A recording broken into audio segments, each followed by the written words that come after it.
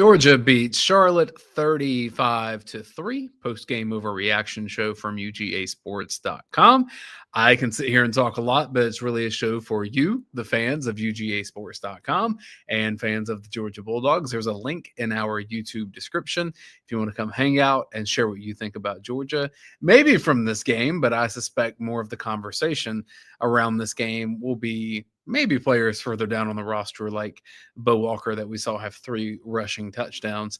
But I suspect more of the conversation is going to trend toward where is Georgia as we look ahead to Georgia versus Georgia Tech a week from yesterday. That'll be a Friday 3:30 game at Mercedes-Benz Stadium in Atlanta. Something I still don't like. I don't want the neutral site games. I think that should be on campus. But maybe you want to talk about potential college football playoff situations for Georgia as we get more and more results from the day. Nothing so far that would really impact where we sit. Ohio State gets a win. Texas A&M gets a win. Ole Miss's situation with its head coach as they have the Egg Bowl next week. There is also some win percentage situations that Georgia fans will need to keep an eye on in terms of what Vanderbilt does against Kentucky, what Vanderbilt does the following week against Tennessee. If Vanderbilt loses, that helps Georgia's chances to potentially make the SEC championship should Texas A&M beat Texas next week and should Alabama beat Auburn next week. We'll get more into that, but I do want to give a shout out to the game that we saw in front of us today.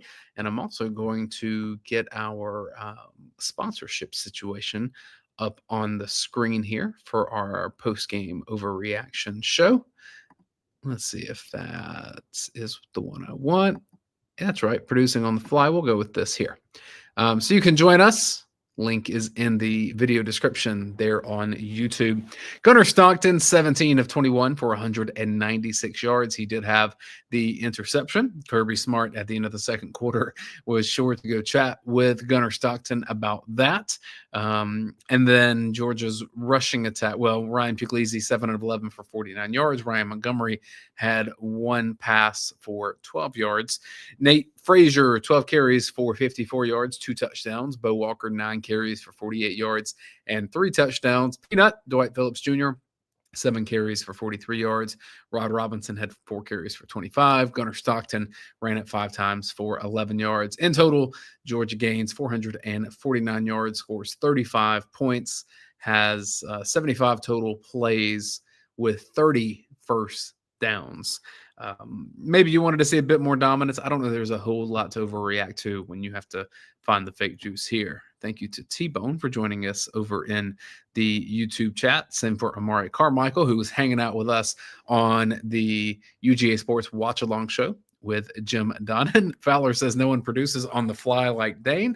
You figure this out as you go, and you just try to make it look smooth and mostly effortless. But hey, it's fine too if y'all get a peek behind the curtain of what this looks like. Fowler says not an overreaction, but you have to think Kirby is thrilled to be able to coach up his quarterback again in the way that he is used to. Yeah, I think that's true, that there is enough from the effort and performance against a Charlotte that maybe it helps you maintain focus going into that game with Georgia Tech. Though for the players that were on this team last year, when Georgia goes into 8 overtimes against Georgia Tech, you have to imagine focus is not an issue. And if anything, it's that so much of the focus was already there that it was a situation to where Georgia knew that it had outmatched talent-wise what Charlotte was. And so maybe, just kind of have to go through the motions there for a moment. Big, I think it was a rushing play, Arkansas and Texas right now.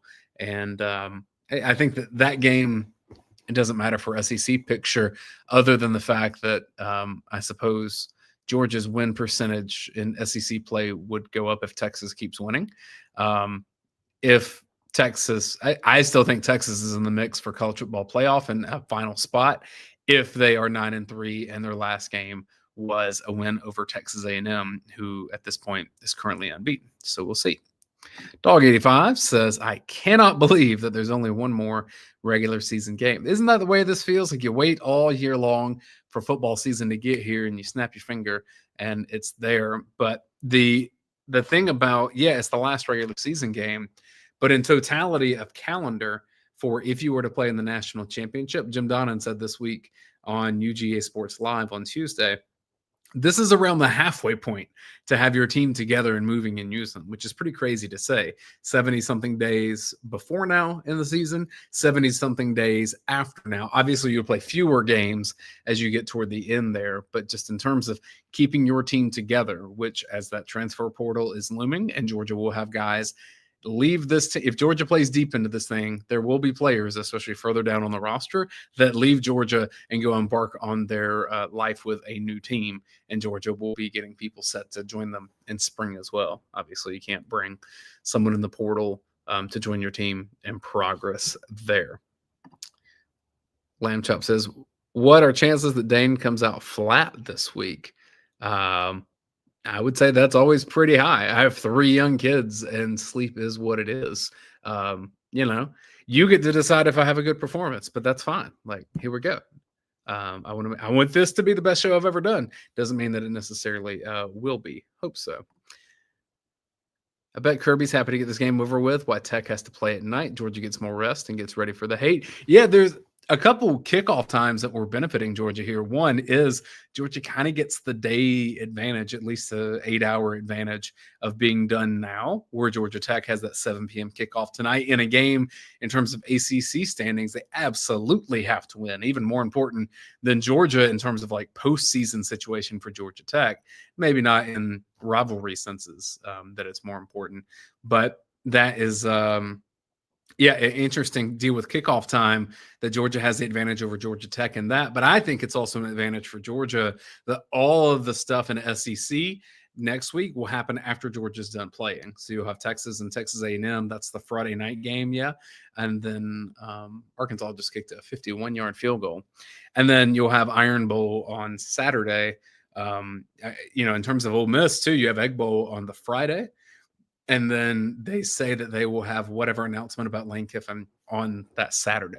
So there's going to be a lot of headlines on Saturday in the SEC, and Georgia will be able to kick the feet up and relax a little bit, just seeing if they will be in the SEC championship, or if, they may even have the scenario where they're not in the SEC championship, but they're ranked in the top 4, meaning that they would get to have a bye for that first round of the playoff, which means they would have a pretty lengthy layoff of not playing football, and they'd have to recalibrate to that as well.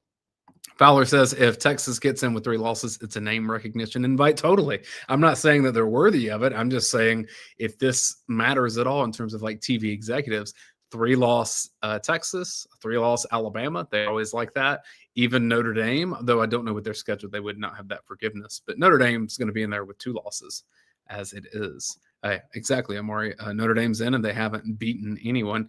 Yeah, but I think that they're probably, at least offensively, a better team than they were last year. CJ Carr has really grown a lot this year passing the ball. So you see all the elements there, and that's a team that went and made it to the national championship last year. So as long as they don't lose another one, I don't know that there's too many arguments against them. There is the weird thing of if Miami doesn't get in and Notre Dame does, that's going to be an issue because Miami beat them head-to-head.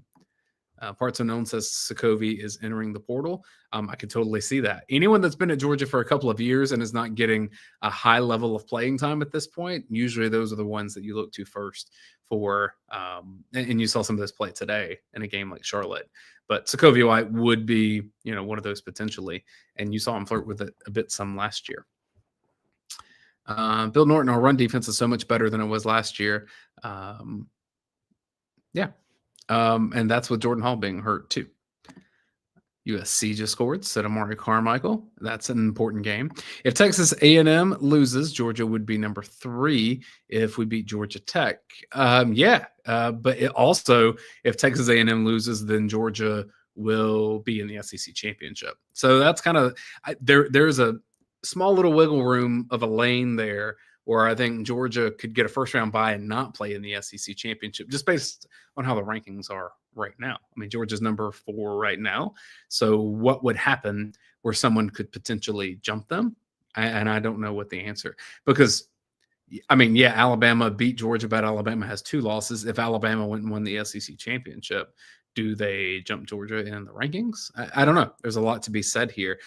Either way, it wouldn't change Georgia being a top 4 in that spot, because then hypothetically, if that happens, Texas A&M would no longer be one of the top 4 seeds. A lot to play out there in the next couple of weeks. I think there's a larger conversation to happen about what is the value of the conference championship games, especially for SEC and Big Ten. Maybe you have them for the smaller leagues, and that's their way into the dance. But yeah, SEC and Big Ten, it feels like just kind of an unnecessary grip on the past when the rest of the sport has kind of evolved beyond it. I actually personally think playing in the SEC championship for any of those 4 or 5 SEC teams that will make the playoff, it's going to be a bit of a punishment in some ways. And so I think Georgia's national championship chances elevate if Georgia doesn't have to play in the SEC championship. You saw that happen real time last year of how the team had to completely change because of injury in that game. Dog85 says Georgia is so much deeper than Tech, and I feel bad for Ole Miss in that Lane situation. Man, you get into bed with Lane Kiffin, and this comes with the territory pretty much everywhere he's been.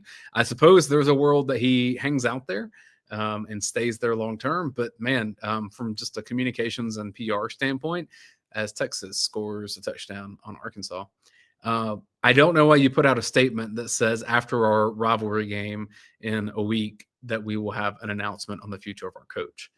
If he was going to be at Ole Miss for even, 1 year beyond this year, wouldn't you just say that then? Yeah. So it already feels like there's some hay in the barn on that. Or maybe it's just Lane Kiffin creating chaos. We've seen that too. Riley wants to know, who do you have between Texas and Texas A&M? I think Texas has a really good chance to win that game. A&M, that first half against South Carolina, I think you saw a lot of potential weaknesses there. Sure, if everything's clicking with Marcel Reed and that group of receivers that they got in the transfer portal, they can compete with anyone. But I've seen enough from Marcel Reed to know that there are enough risk in the passing game there that are really good, talented teams, especially if Anthony Hill's back playing next week. He's not playing in this game against Arkansas. Yeah, I can see Texas beating A&M in that game. I mean, A&M can totally win it too, but I wouldn't be surprised if Texas is the betting favorite. Go look at A&M's schedule. It's not very strong. They've pretty much played the bottom half of the SEC. Bill says Georgia Tech's run defense is probably worse than Mississippi State's run defense. Their defense is atrocious. Yeah, I actually think Georgia and Tech, I know last year went to 8 overtime. I know Tech said its best year in forever. I think it's going to be a comfortable win for Georgia at this point. I don't see a world where Haynes King is as dynamic in passing the ball as he was against Georgia last year. So I could see that balancing out a little bit. David says Kirby and Bobo should have taken care of business against Bama. And that's the only knock on Kirby since he's been the coach at Georgia. Man, Bama's a good program, and Kalen DeBoer is a good coach. Ty Simpson's had a really good year. That game was close. If you put those two teams on the field again, I would pick Georgia to win that game. I'd pick Georgia to win it that day. If anything, for me personally, and I know you'll probably disagree, chat, that I would be worried about maybe Lane Kiffin's situation. And if all things are equal, Ole Miss's offense still scares me because I saw them score on Georgia 5 straight possessions. And I haven't seen that this year. So if that's in there, that means that Georgia has to be pretty much perfect on offense to beat a team like that. Could be all for naught if, the whole tenor of that program has changed because Lane Kiffin's out there hanging out at LSU, as Dog85 says. $90 million, crazy and out of control. And Lane's daughters were with LSU donors. Yeah, and there was a photo that came out, which I haven't verified, but it was Lane Kiffin's son, that it's a high school quarterback wearing LSU headphones. So all the tea leaves are there, especially with flight trackers. Fowler asks, does Scovey get scheduled next year if he transfers? Yeah, that's what Kirby joked about, right? And in fact, there actually may be a game that Georgia has to add on there because I'll be curious to see if that game against Louisville that's scheduled, if that actually happens. I suspect that with SEC expansion that Georgia may look to get out of that. And I don't know that Louisville would be too excited to play Georgia next year either. Amari said, yes, that SEC game should be a play-in game. I think I agree with that. Yeah, like if you're able to win that game and find your way there. I also think this is crazy world a little bit. If you did some dynamic scheduling where I don't know, maybe you know your SEC schedule for the first month of the season, but for the second month of the season, maybe it gets like made up a month out. And so you can kind of schedule it where Georgia wouldn't have played Alabama so early in the season. Maybe they play Alabama later in the season in games that, kind of show you, you go good on good, essentially. I don't know if that's possible, but it seems like there's a way to do that to where you get toward the end and it's kind of like a mini playoff every week for the final month. Yeah, Bama beats Georgia in the SEC championship. They're ranked ahead of Bama with a bye as SEC champions. They changed some of that criteria about who gets the byes, right? Because we saw that last year, wasn't it? Boise State got one. So I think it's just going to be overall rankings and not necessarily champions in those situations. Correct me if I'm wrong on that, but Riley says, what Georgia players do you currently think, or who have you heard may go in the portal? Again, watching some of the players that we saw out there today, when you see what we've seen from Elias Williams this year, and then even at the beginning of the year with Ethan Barbour, I look at that tight end room and I'm like, I would understand if Jaden Riddell feels like, hey man, like I may have missed my time here if these other guys are getting the reps over me. So I look at situations like that. Would a Jaden Riddell, Daniel Harris, who's lost his job all year, I would feel like is almost certainly a guy that would entertain the portal rather than be like, well, I guess I lost my job to DeMello Jones. How can I get that back? And that would be, at least talent-wise, someone that, I mean, I'm looking at Arkansas in front of me. So, like, I would think that they would want to give him a go there. And we've seen, situations like that. Daniel Harris can play some ball, but he hasn't been good enough to play at Georgia for the majority of the second half of this season. So I look at players like that. If you've been at Georgia for 2 seasons and you're not playing very much, it's more likely that you won't just magically figure it out. With a few key positions, like a Gunnar Stockton situation this year is slightly different, right? Because of what Georgia had and thought it had with Carson Beck for previous seasons. When there are more reps at other spots, Georgia playing 2 or 3 tight ends, if you're not one of those, same at running back, if you're not one of those, does a Rod Robinson look at the transfer portal? I mean, he's kind of in the spot that we saw with the running back from Mississippi, Branson Robinson, that went to Georgia State. He's kind of in that spot now where look at all these younger guys that have come and taken some of the reps that Robinson would have potentially gotten. So that's the places I look here. I'll get you in just a second. Anthony Spano, you and your golf game there. Yeah, exactly. Who's Daniel Harris? That's kind of my point, is we haven't seen a whole lot of him. All right, Anthony Spano, bringing you in here. You always fire on Postgame Overreaction show. Any overreaction to Georgia Charlotte? Yeah. Can we score 35 points against top 10 teams, but we only score 35 points against a 1-9 team? We're not even going to make the playoff. Wow. Big takes. Oh, I'm just saying. Charlotte still has a chance, right? I mean, we have a chance, but everybody has to lose. So yeah. UGA dog. Are you not golfing today? I mean, this is a t-shirt. I already played. Oh, you already played? Yeah. So if people missed it last week, 2 weeks ago, I forget what it was. You were en route to your second round of golf. Yes. We only got 9 holes in, too. We only got 9. Yeah, with daylight. I'm packing cigarettes. Sorry, I'm packing cigarettes. I mean, go ahead. Keep talking.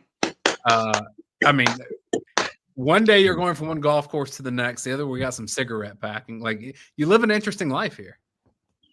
Yeah, man. I almost need a tour of the garage. Yeah, I'm in the garage now. New house. We're in a new house now. Okay. Well, congratulations. I'm not in the old house. We downsized and went to a townhouse, but the kids didn't. Oh, shit, I dropped my phone. The kids didn't get the message and didn't move the fuck out. So, okay. But that's okay. Well, no, we're good, man. We're good. I gotta get my lighter. Hold on. So, hey, you remember this lighter? Yeah, that's big boy. My blowtorch. That's a big boy. My lighter right now. No, I know Kirby was just trying to keep everybody, just keep the main thing with the guys today, and I think they did that. The defense continues to show sign of improvement. I mean, a couple runs. I was watching the watch along show while I was playing. I was watching that and not watching the actual game. And I was listening to coaching stuff. And I thought it was like, it was so funny how coach is like, it's just little things. It's little things. It's little things that make the difference. And I know we're playing Tech this year, and I was talking to some of my buddies in my friend group, and they were talking about, you know, how Tech took us to 8 last year. And I said, well, we're a better run stopping team this year. We're also a better running team this year. So it's kind of a twofold situation where, you know, Georgia Tech relies on the run with the quarterback run, but we can also milk the clock just as well as they can, but we can also throw daggers. So am I worried about Tech next week? No. Am I worried about anything that happened in this game? No, because we really didn't have a whole lot of injuries. And that was the main thing, right? When you say a game like this, just don't have any injuries before the end of the season. So is your brain more on Georgia Tech, or is it more on SEC championship, or is it more on like college football playoff? It's Georgia Tech. It's the next thing up. If we win next week, regardless on the outcome, we're going to be in the SEC championship, even if we're a 2-loss team, if we go to the SEC championship and lose. Yeah, I believe so. Yeah. And like, you can make the argument that Georgia Tech's game tonight for its future is much more meaningful than what it does against Georgia, which I know rivalry game notwithstanding, but in terms of college football playoff future, Tech needs to get to Charlotte to be able to have a chance to be the SEC champion. Have a chance, yep. And the only thing I thought about today was no injuries, which for the most part, I mean, I haven't heard Kirby's presser yet. I didn't. The way the network was showing it, from what I saw, you didn't really see a whole lot of it. But I'm only concerned about one thing, and that is getting into Atlanta next week. Right, we're playing in Atlanta. Right, we're playing in the Dome. It's at Mercedes-Benz Stadium because Tech wanted to get more money out of the situation. Yeah, on my birthday. And all I want is the guys to think about one thing. We have 6 days to prepare. We have 6 days before the game. We don't have 7. So Kirby's going to instill all the game plans and do all this stuff and get the guys in the right mindset. And it's just the next game. It's the next play. It's the next play. It's the next play. I'm not worried about SEC championship because that's 2 weeks away. Bringing Radi Nabulsi here. Roddy, you just missed cigarette packing and then a blowtorch used to light the cigarette. That's what I'm, dude. I get all my life advice from Anthony. I'm just telling you. I just copy him. He started smoking. I started smoking. I just did it because he looked cool. That's the only reason I did it, you know. So is that what it was? Birdies on the golf course. Maybe I need to as well. Maybe that's my problem. You rip darts and rip wedges, baby. That's all we do. I'm getting a beer. Roddy, you want one? No, I've got a tall pour of the bourbon here from Hunker. Shout out to our friends at Hunker Bourbon. They also make Hunker vodka. We appreciate that as well. Without them, I'm not saying this isn't the most fun show we do. It is definitely one of our most fun, but it's a lot more fun when you can have Hunker Bourbon and Hunker vodka and the sponsorship from their friends at ASW. It makes the postgame show, especially when they lose, it makes it great. But when they win and you get the celebration and you have the celebratory pour, it's like, oh, yeah. That pour gets taller and taller each week. By the end, I'm going to have one of these freaking mugs full before it's all said and done. So, and are you a coach? Because I'm sure that's what the coaches do in the fourth quarter. You know, all the assistant coaches have a stein of bourbon of the Hunker every single time. Like, fuck it, let's just see what plays out. Yeah. So. Well, hey, Roddy, folks got my takes for like 20 minutes to start this. So I think I'm going to back out because I know Raphael is hanging back in the background and you can bring him on as well. Absolutely. And you hang out with Anthony. And do you guys need me to leave or do you guys need No, okay. I'm saying Roddy needs me to leave. That's the thing. Oh. That's right. You need to get my birthday present ready for Tech Week next week. Yeah, I want to go play Augusta National. Make it happen, Roddy. Okay, I got you covered. All right, appreciate that. I get you squared away. All right, we'll see you, Dane. See you, Dane. So, Spano, I'm going to bring on, we lost Mr. Mayberry. Where'd he go? We'll bring him back here in a second. We had Raphael. We lost us.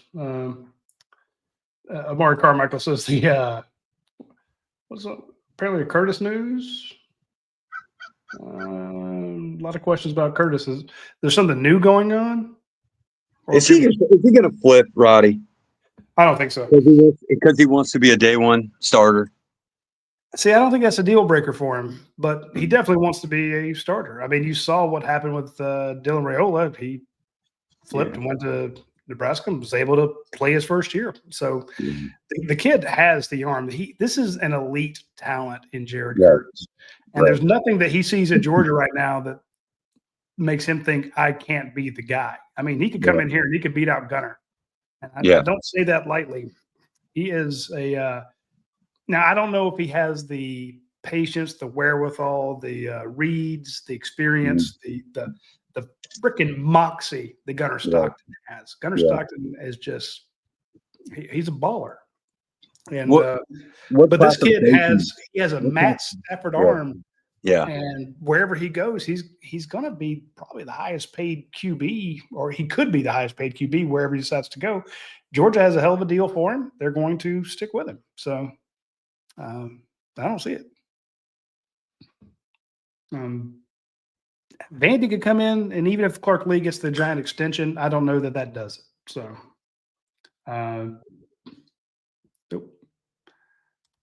there you go. I got you back on. Yep.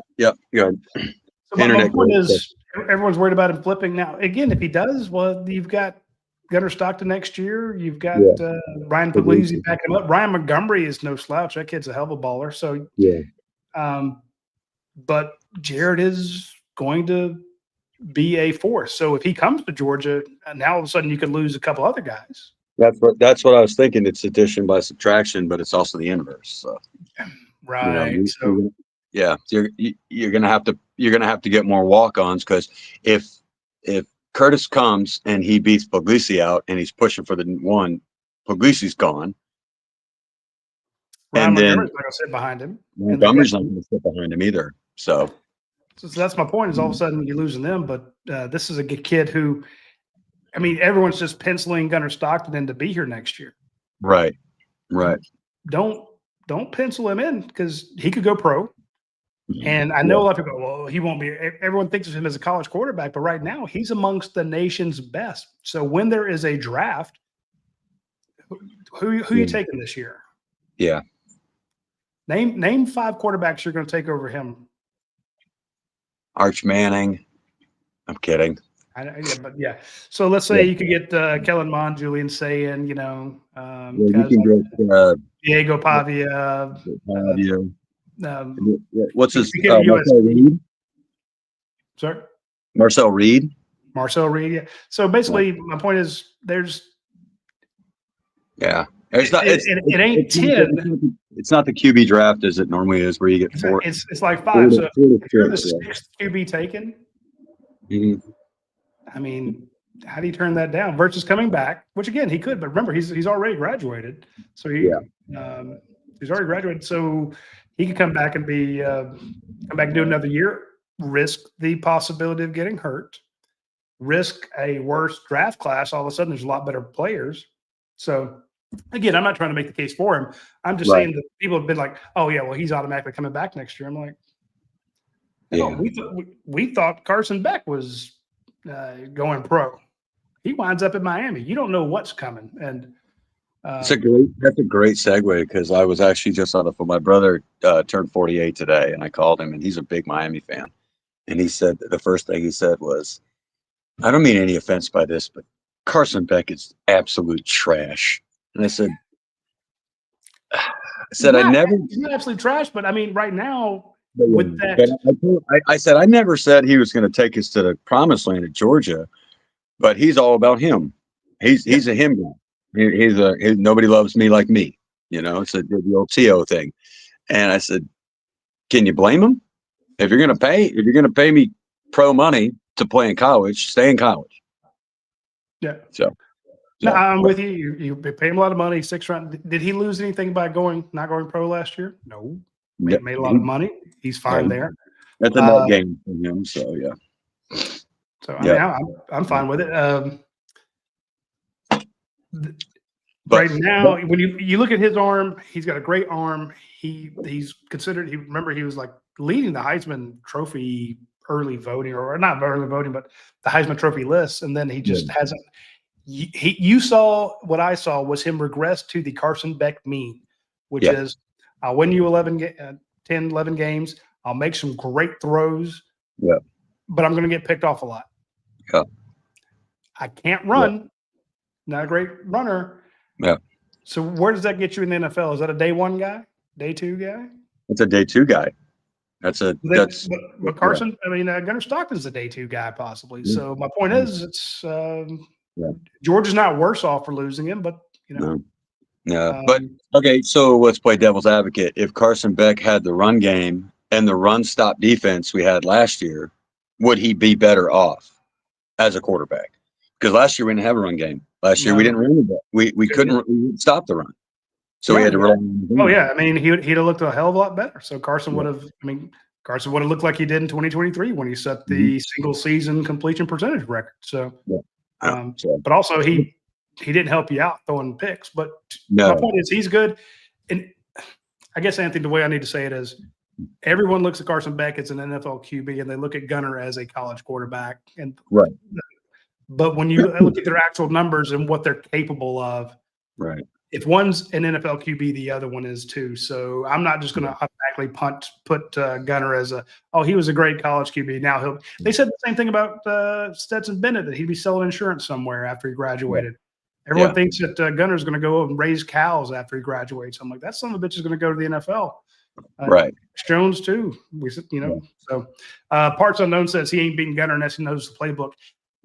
I'm with you there. My point is, you would look at the years of difference and be like, there's no way Curtis can come in here and push for playing time if Gunnar Stockton's your QB. And I'm like, this kid is different. This isn't Ryan Puglisi coming in and pushing him, or Ryan Montgomery coming in and pushing him, or Hudson Mason, who I love. All the guys who waited their turn. Carson Beck waits his turn. This is a kid who comes in and it's like, you remember how you shouldn't have redshirted Noshawn Moreno? You don't redshirt this kid. This kid comes sling it. Now, if he's doing it at Vandy, great for them. I'm not worried about it. But what classification does he play in? Right? Oh, it's a terrible classification. He plays against nobody. Yeah. But here's the thing: when you see him at a camp, you see him in person. It doesn't matter that he's playing nobody. When you hear that ball whistle through the air and you hear it hit the gloves, well, you're gonna get the Brock Vandegrift comparisons then. The 5-star coming out of high school, but didn't play against anybody. And it's fair. It really is. Sometimes you don't play anybody, but these are his release, his mechanics, what he can do. He's going to dominate at that level. His stature alone is just impressive. I mean, he's a very, very well put together young man for a quarterback, and to be able to run the ball the way he does, and to be able to have the mechanics, because he throws it on a clothesline every single time he throws it, and then when he needs to layer it, he does it. So So again, the kid has raw talent. So in other words, we got far afield from the question: does he flip to Vandy? Yeah. From what I'm hearing, no. Okay. Although I would have said that Dylan Raiola wasn't going to flip, but then he did. So anything is possible. Yeah. Well, I just hate the kids thinking they're gonna go to the school to be the next guy. Like, is he going to be the next Diego Pavia? Is he going to be this or that and the other? Don't go to school to be the next anybody. Go to school to be the only you. True. But you also want what they have, Diego Pavia on the cover of magazines, and he's warming up. And when College Game Day goes to Nashville, they put him on live while he's warming up, and he's answering questions. And I'm not saying the kid's a narcissist at all. he's a quarterback. Quarterbacks want the big stage. They want the big games. And this is a high school kid who knows his arm is as good as these guys he's seeing play on Saturdays. He is the same with Matt Stafford got here. You saw the ability he had as a true freshman. You're like, holy crap, look at this kid. Yeah. Remember when he came in at Auburn? Come on, man. Yeah. Yeah. Jeez. So my point is, I don't know that he's going anywhere to be the next guy. He doesn't want to sit because he knows he's as good, if not better than. So he's looking for a coach to say, look, I'm going to give you a fair shot to win the job. Well, you're only one play away. So true. I'm with you 100% there. We never heard of Diego until Vandy beat Bama last year.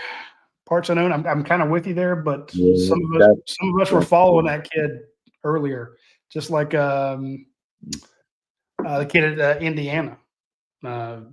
We were talking about him really early, and Georgia was looking into him. So yeah. Well, he didn't graduate, did he? That's fair. Yeah, he got his degree in football. So, as pertaining to Georgia, Roddy. Yes, sir. Would you think, and Dane and I were talking about earlier, I don't know if you heard it.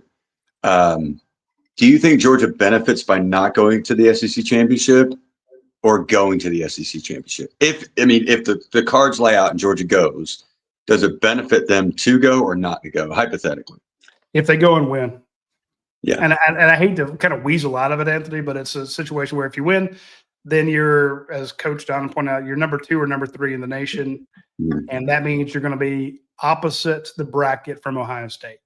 Right. If you don't go or you go and lose, now you might be on the same side and have to play them in like the semifinals. Right. And that's what you don't want. Well, I know Kirby's doesn't shy away from anybody, but is in your professional opinion, are they playing their best football the last 4 weeks of the season? Every year, but last year's kind of been the way Georgia's done it. Yeah. I mean, I don't know what happened last year. Yeah. But they seem to get worse.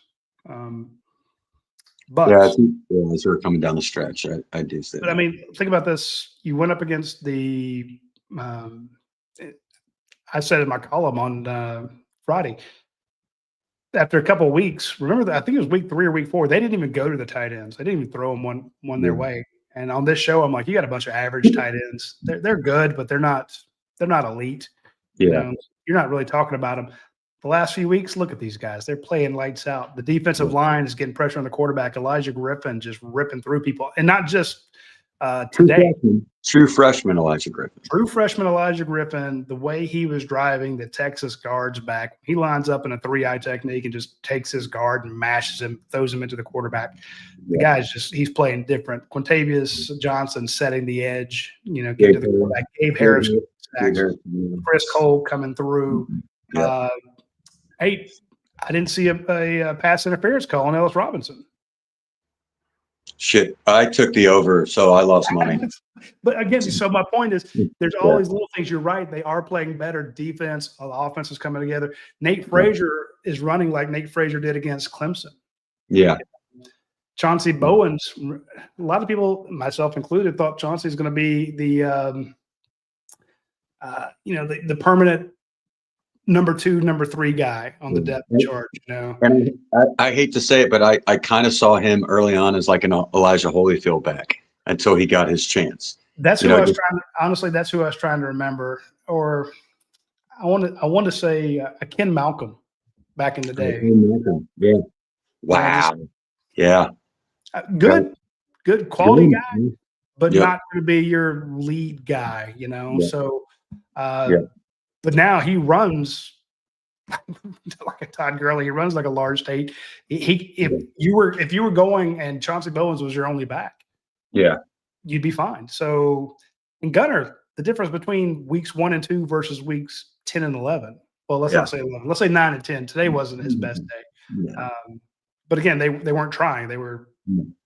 It was polish up the things that need to be polished and just be as vanilla as possible. I know that's such a cliche thing to say, but just they're not trying to open the playbook up, but they're not doing anything other than win the game and get out unscathed. That's what they're trying to do.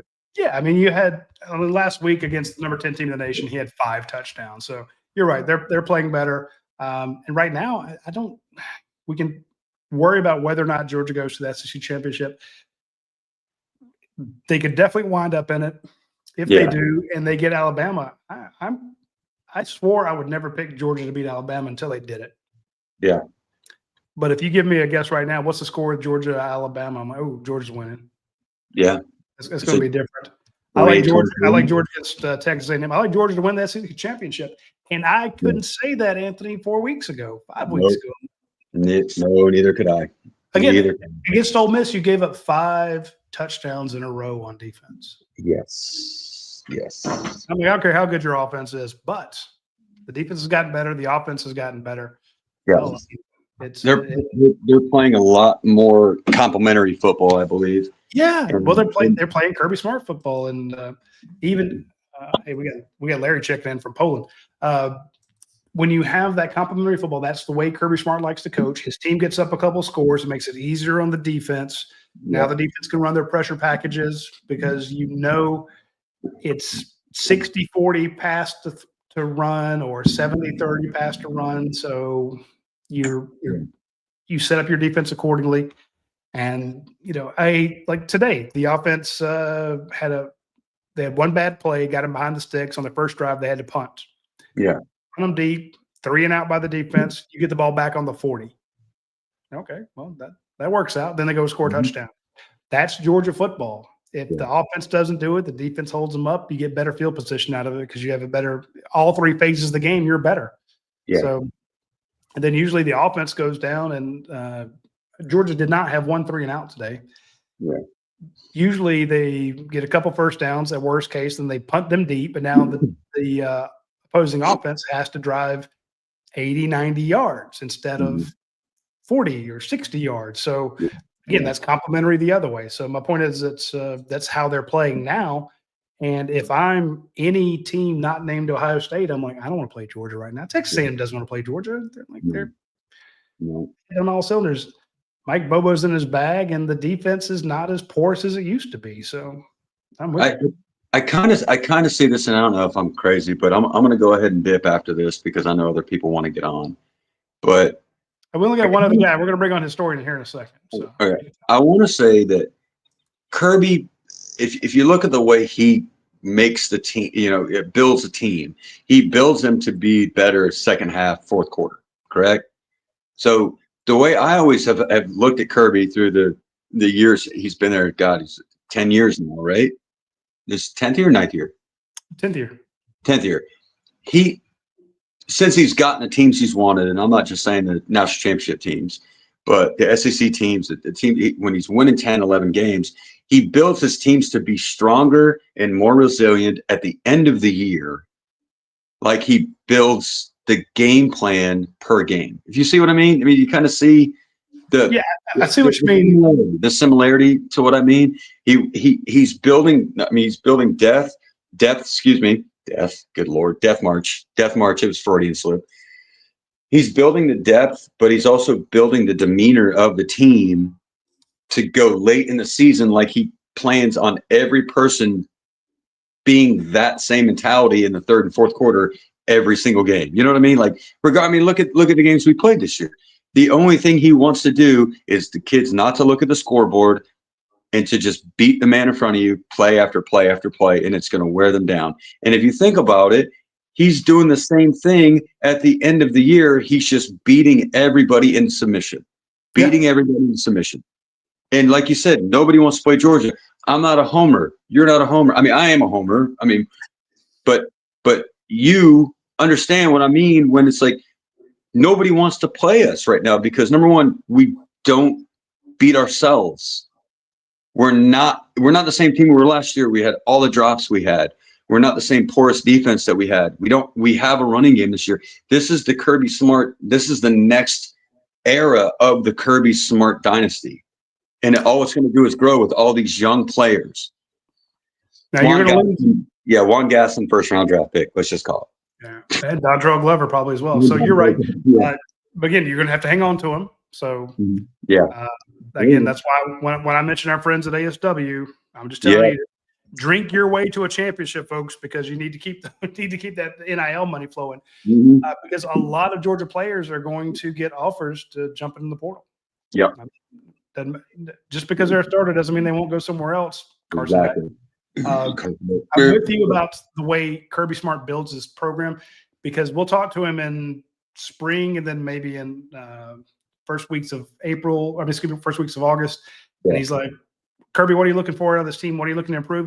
And he'll say, I'm looking for more guys who can play championship football. Yep.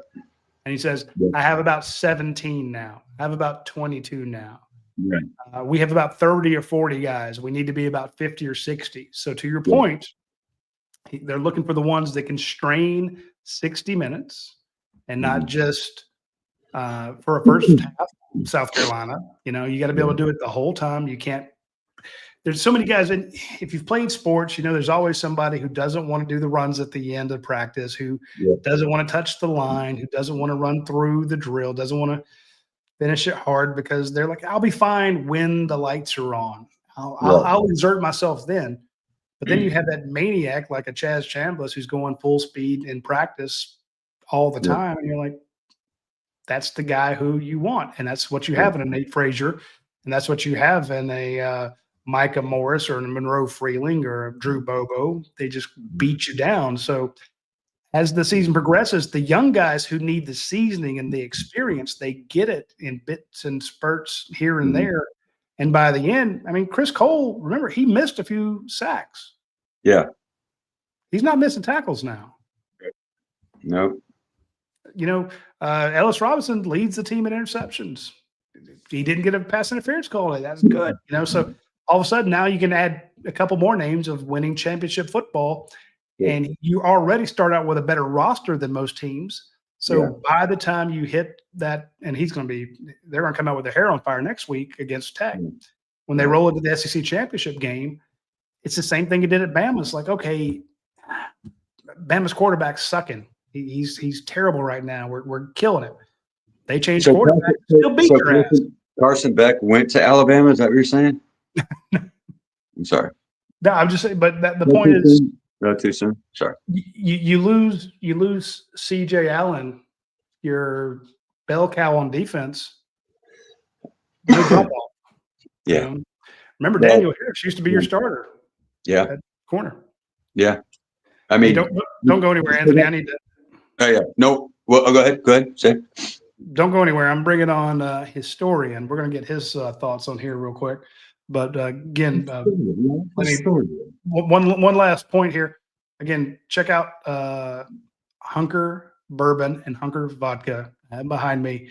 Try them. You'll love them. And part of the proceeds of that go to the Georgia NIL funds. So when Georgia puts together its NIL packages to try to keep a Jared Curtis or try to keep some of these kids, you got to have that war chest. So, all right, historian, I know you've been waiting. Give us your thoughts. Well, good afternoon, fellas. How's everybody doing?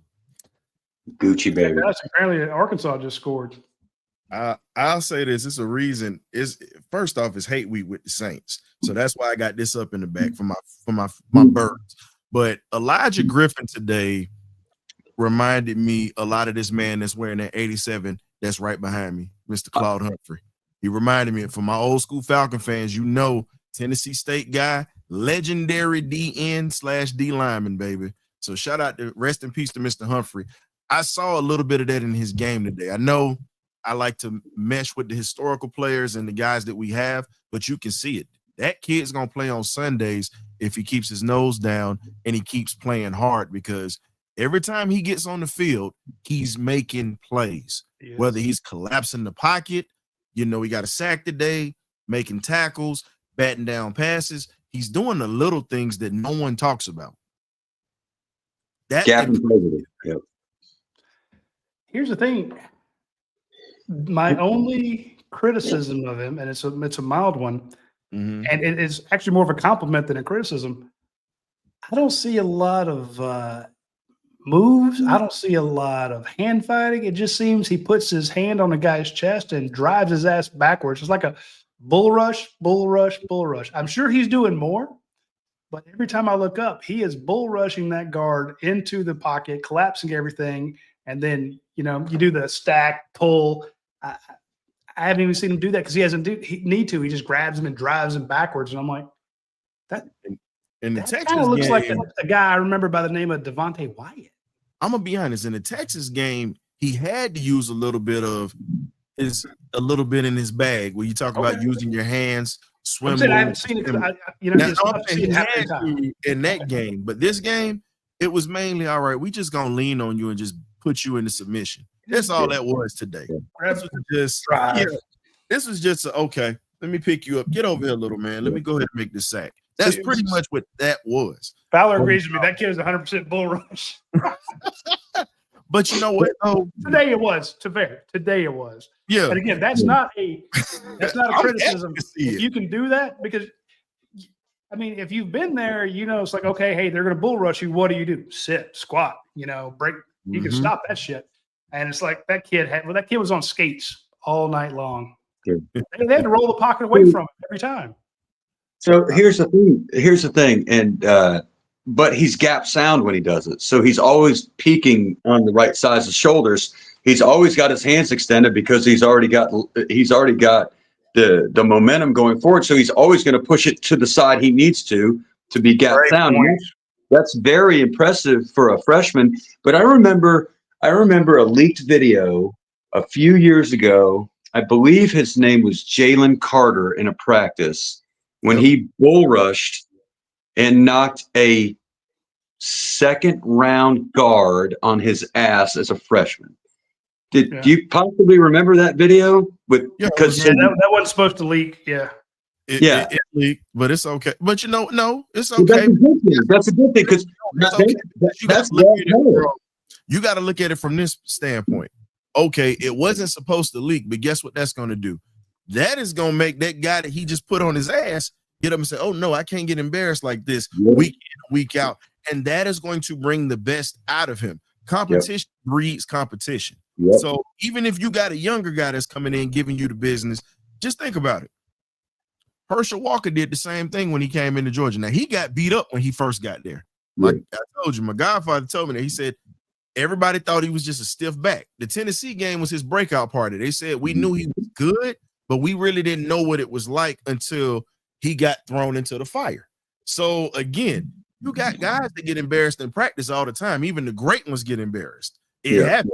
If you play this game long enough, or if you have played this game, you understand that it's going to be a day that your jockstrap get knocked off. It's just what it is. You're going to get got. Exactly. I'm with you there. When I knew that Jalen Carter was a real deal was when Xavier Truss, I mentioned him, and Xavier Truss' eyes went wide, like he'd seen a damn ghost in a Scooby-Doo cartoon or something. He lost. He's like that guy, and I'm like, dude, you just went up. You've been fighting Devontae White, Jordan Davis, all these other guys. He's like, yeah, but Jalen. And I'm like, he don't really line up on you that much. He's like, it doesn't matter. He gets all of us. So, but my point is with Elijah Griffin, I don't know that anybody's as strong pound for pound coming off the line as Jalen Carter, but the guy who you would see do that same bull rush and then chop hands, the guy's got him, they're holding, and who would just chop was Devontae. And body style, speed off the line, those two guys remind me are similar. And somebody in the comments said he's better than Devontae. Yeah, I don't know. Devontae's first round pick. And Devontae, there you're splitting hairs. Devontae's still producing right now at a high level, so we can't say that just yet because the kid started his career. Devontae did it for pretty much the whole time he was at Georgia. Too. So he got to learn from somewhere else, which is fine. But this kid's coming off the line with that kind of speed and that kind of power with one or two moves against SEC tenured offensive linemen, regardless. I mean, you're playing against Texas, you're playing against Bama, whoever you're playing against. Hell, I'd rather you have one move than no moves. Yeah. But that'll come over time. He can learn that. I'm just saying he might have the whole arsenal. And with Trey Scott, you're going to have it. All I've seen the last 2 weeks is just him bull rushing. And again, That's a grown man. That guy Yeah. wants to have a family. He wants to go to the league, Yeah. and he's getting his head caved in by this true freshman from Savannah driving his ass backwards. I'm like, hey, you have to. You get up to the line, you go, man, I'll give you $500 if you don't cave my head in today. Yeah. I got there's scouts in this, up there. We got to come to some sort of deal here, man. You got to give me something. I'm watching. Yeah. But Roddy, but just think about it. The way that the defense has come on in this part of the season compared to where they were at, we were winning games while they were learning. Just think about that, folks. Thumbs up for that, baby. And just think about it. We were winning games when they were learning. And yeah, they were getting beat like they owe somebody money at the beginning of the year. It's just what it is. But if you look at how they've matriculated over the season, if you're able to win games, they were able to figure out how to make critical stops during ball games. Yeah. During ball games, during crucial games at that. If your defense is learning crucial stops while they're still learning the system and trying to get acclimated to what's going on around them, that tells you the type of development that we have at Georgia. And I'm just going to be honest with you. Nobody wants to see this defense come playoff time because they're figuring it out. We're going to give up plays here, and that's a part of the game. Because, again, a lot of these kids that we're playing against, yeah, they're All-Americans. Some of these guys are going to be playing on Sundays. It happens. But in a 4-quarter fist fight, or I like to say a championship fight, that's what I call it every time we play, let's be honest. We already see the fact that this defense is starting to take on the personality of Kirby, where they're going to fight you tooth and nail to the end.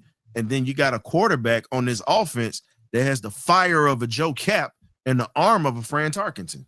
Yeah, I had to throw a Georgia Bulldog in there. I hear you. A little Fran. I love it. I remember we were talking about this a little bit earlier. You were more positive on the defense than I am. This is one of Kirby Smart's worst defenses. You're right, they have gotten better, and I gave him all the credit for that. But even today, you look up and you see a guy in man-to-man coverage. He's behind the defense. And you're like, come on, man, this is killing me. And again, that happens once or twice a game, but it happens a lot with this team. Georgia's defense is getting better, but when you have the offense that you do that scores with the frequency that it does, and once the other team has to start catching up, first down, 50-50, run or pass. Yeah. You got 4 down linemen. Are you bringing up are you in a double mug? Are you bringing up both of the linebackers because you're expecting a run? Is the safety coming up? Is he your run help? Is he your run support? Or are you expecting a pass? Are you too high safeties? What's going on? Tie game, or the other team's up by 1 or 2 scores. You have no idea what's coming. Yeah. If you're up by 2 scores, well, they're throwing. We're going single high. We're going zone. Let's go man. Let's. Hey, I know. Let's bring in Chris Jones off the edge. Bring in number 28. He's fast. He's not the biggest guy, but he's fast. We got you got 5 and 3 in there. Let's bring in number 9, Chris Cole, and line him up. In a 7. Just give him something late. Now he might move out, and cover the flats, but he also might come. We might send Daylen Everett on a blitz and then roll over KJ Bolden to cover his guy. Mm-hmm. You're not going to do that on first down because you're like, shit, they might run it. So it feels weird to say this about a Kirby Smart team that the best defense is a good offense, but that's what they got now. And that allows you those defensive guys to develop. So you're right, historian there. The secondary has gotten better, but I think it's also because they found ways to win, like you said, in those first games. And now that experience is catching up to them. A lot of young guys today, and I want you to get your thoughts on which young guys stood out to you today. A lot of young guys today made mistakes. Mm-hmm. CJ Wiley drops a pass. Wiley dropped. Yeah. You think that's not killing him right now? He had a couple others, but it's killing him. I was going to say Jade Riddell. Riddell. Yeah. And here's the thing. It's like I almost want to see those mistakes. Like you said, historian, when that tape gets out of a second-round guy getting put on his ass in practice, you're like, oh hell no. I'm not going to be on the 30 for 30 Jalen Carter story where they leaked this. If they're going to mention me on that 30 for 30, they're going to say future NFL All-Pro Tate Ratledge. You can put on his butt, but they're going to have that precursor to my name, All-Pro, and not just guy that played on his team. Right. Just think about it, man. You mentioned that when you said the 30 for 30. Now, everybody talks about it, but one of the toughest guys that played in the NFL was a guy by the name of Ray Manfield for the Pittsburgh Steelers back in the day. Now, think about this. Joe Green held out as a rookie and came on the field and whipped that whole offensive line when he came out. It's a true story, and it was told, and they were just like, this dude is just unbelievable. And it was just like, they were just like, was he really like that? It was like, we didn't believe it at first, but when we lined up against him, you learn to respect him real quick. That was the Jalen Carter effect when he stepped foot at Georgia. Yeah. You learn to respect him. So looking at the guys that you mentioned that made the mistakes today, I just had to kind of chime in on your 30 for 30 point, which I thought was pretty cool. But let's be honest. CJ Wiley will get better. It'll happen because Talon Taylor dropped a big pass in the Alabama game. Guess what? He's got to get better. These guys want to be here. They want to work. And that's good that he's got that bitter taste in his mouth right now. Exactly. That's why I said I was happy to see it. And look at Riddell. Riddell's been here for a minute, and he's seen Ethan Barbour go ahead of him before he got hurt. Then you got Elias Williams that's ahead of him right now. And you're looking at, do you not think that drop is not bothering him right now? That's the first thing I said. It's driving him crazy. And I guarantee you, he's saying, damn it, I got these guys in front of me. I don't get to touch the ball much. But when I do, I got to make it count. So who's to say that that's not going to be that moment that he might catch a big pass in the playoffs that might help us? That moment could drive him to be a better player in the postseason. I'm with you. Talon Taylor does not drop that pass ever again. No. I'm just going to – and you're right. Even your upperclassmen. So let's go to Gunnar Stockton, talk about the mistake. They let him run the 2-minute offense. He takes a sack because Malachi Tolliver, who's getting his first starts, it's a 3-man rush. Guy comes up in a zero technique, over center, comes in. Then he runs around. Malachi doesn't get over in time. Gunnar goes to his left, sack on the 3-man rush. So now they're behind the sticks. Gunnar he sits in the pocket too long, forces a throw to Lawson Lucky, gets picked off. Even that, Kirby Smart walks off the field, and they're talking to Kirby about it. He's more mad about the sack given up than he is the interception. Yeah. And again, what's the rule? Don't take a sack in 2 minutes. Just like, hey, you're returning a punt, put your heels on the 10, don't back up. There are certain rules of things you just do not do, and even your upperclassmen or your more experienced guys can do it. This is still year one for Gunnar Stockton, so he's going to get better. But you're right, Jaden Riddell's like, hey, Oscar Delp's gone. It's me and Lawson Lucky. Lawson could leave too. It might be me and Elias and me and Ethan Barbour, or me and Colton Heinrich. Don't forget about Prothros coming in too. So we can go back and look at week 1, week 2 Gunnar mistakes. We can look at the fumble that Nate Frazier puts on the ground. We can look at Monroe Freeling getting smoked against Notre Dame on a speed rush. You could point to mistakes of all these guys, but you're right. There's one of two things is going to happen. They're going to get pissed off and work on it so it doesn't happen again, or they're going to transfer somewhere else because they're not going to get back into the game again. I'm with you, and this is why I like these games are they're revealing, not just to us, but to the players.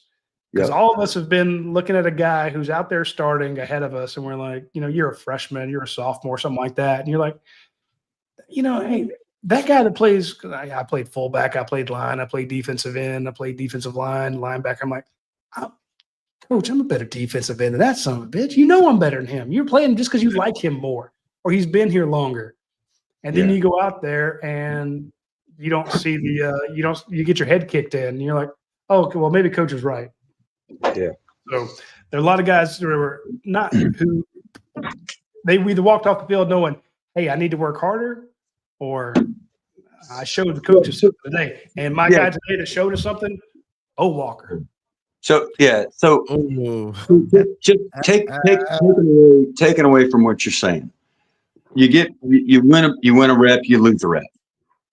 What Kirby Smart has instilled into this, historian, you could tell me if I'm right or wrong here. These kids are not played to look at the scoreboard. Kirby didn't know the score at halftime. The only mindset that Kirby puts in front of them is the next, just win every single play in front of you. I honestly don't think the guys that are on the field half the time know what the score are.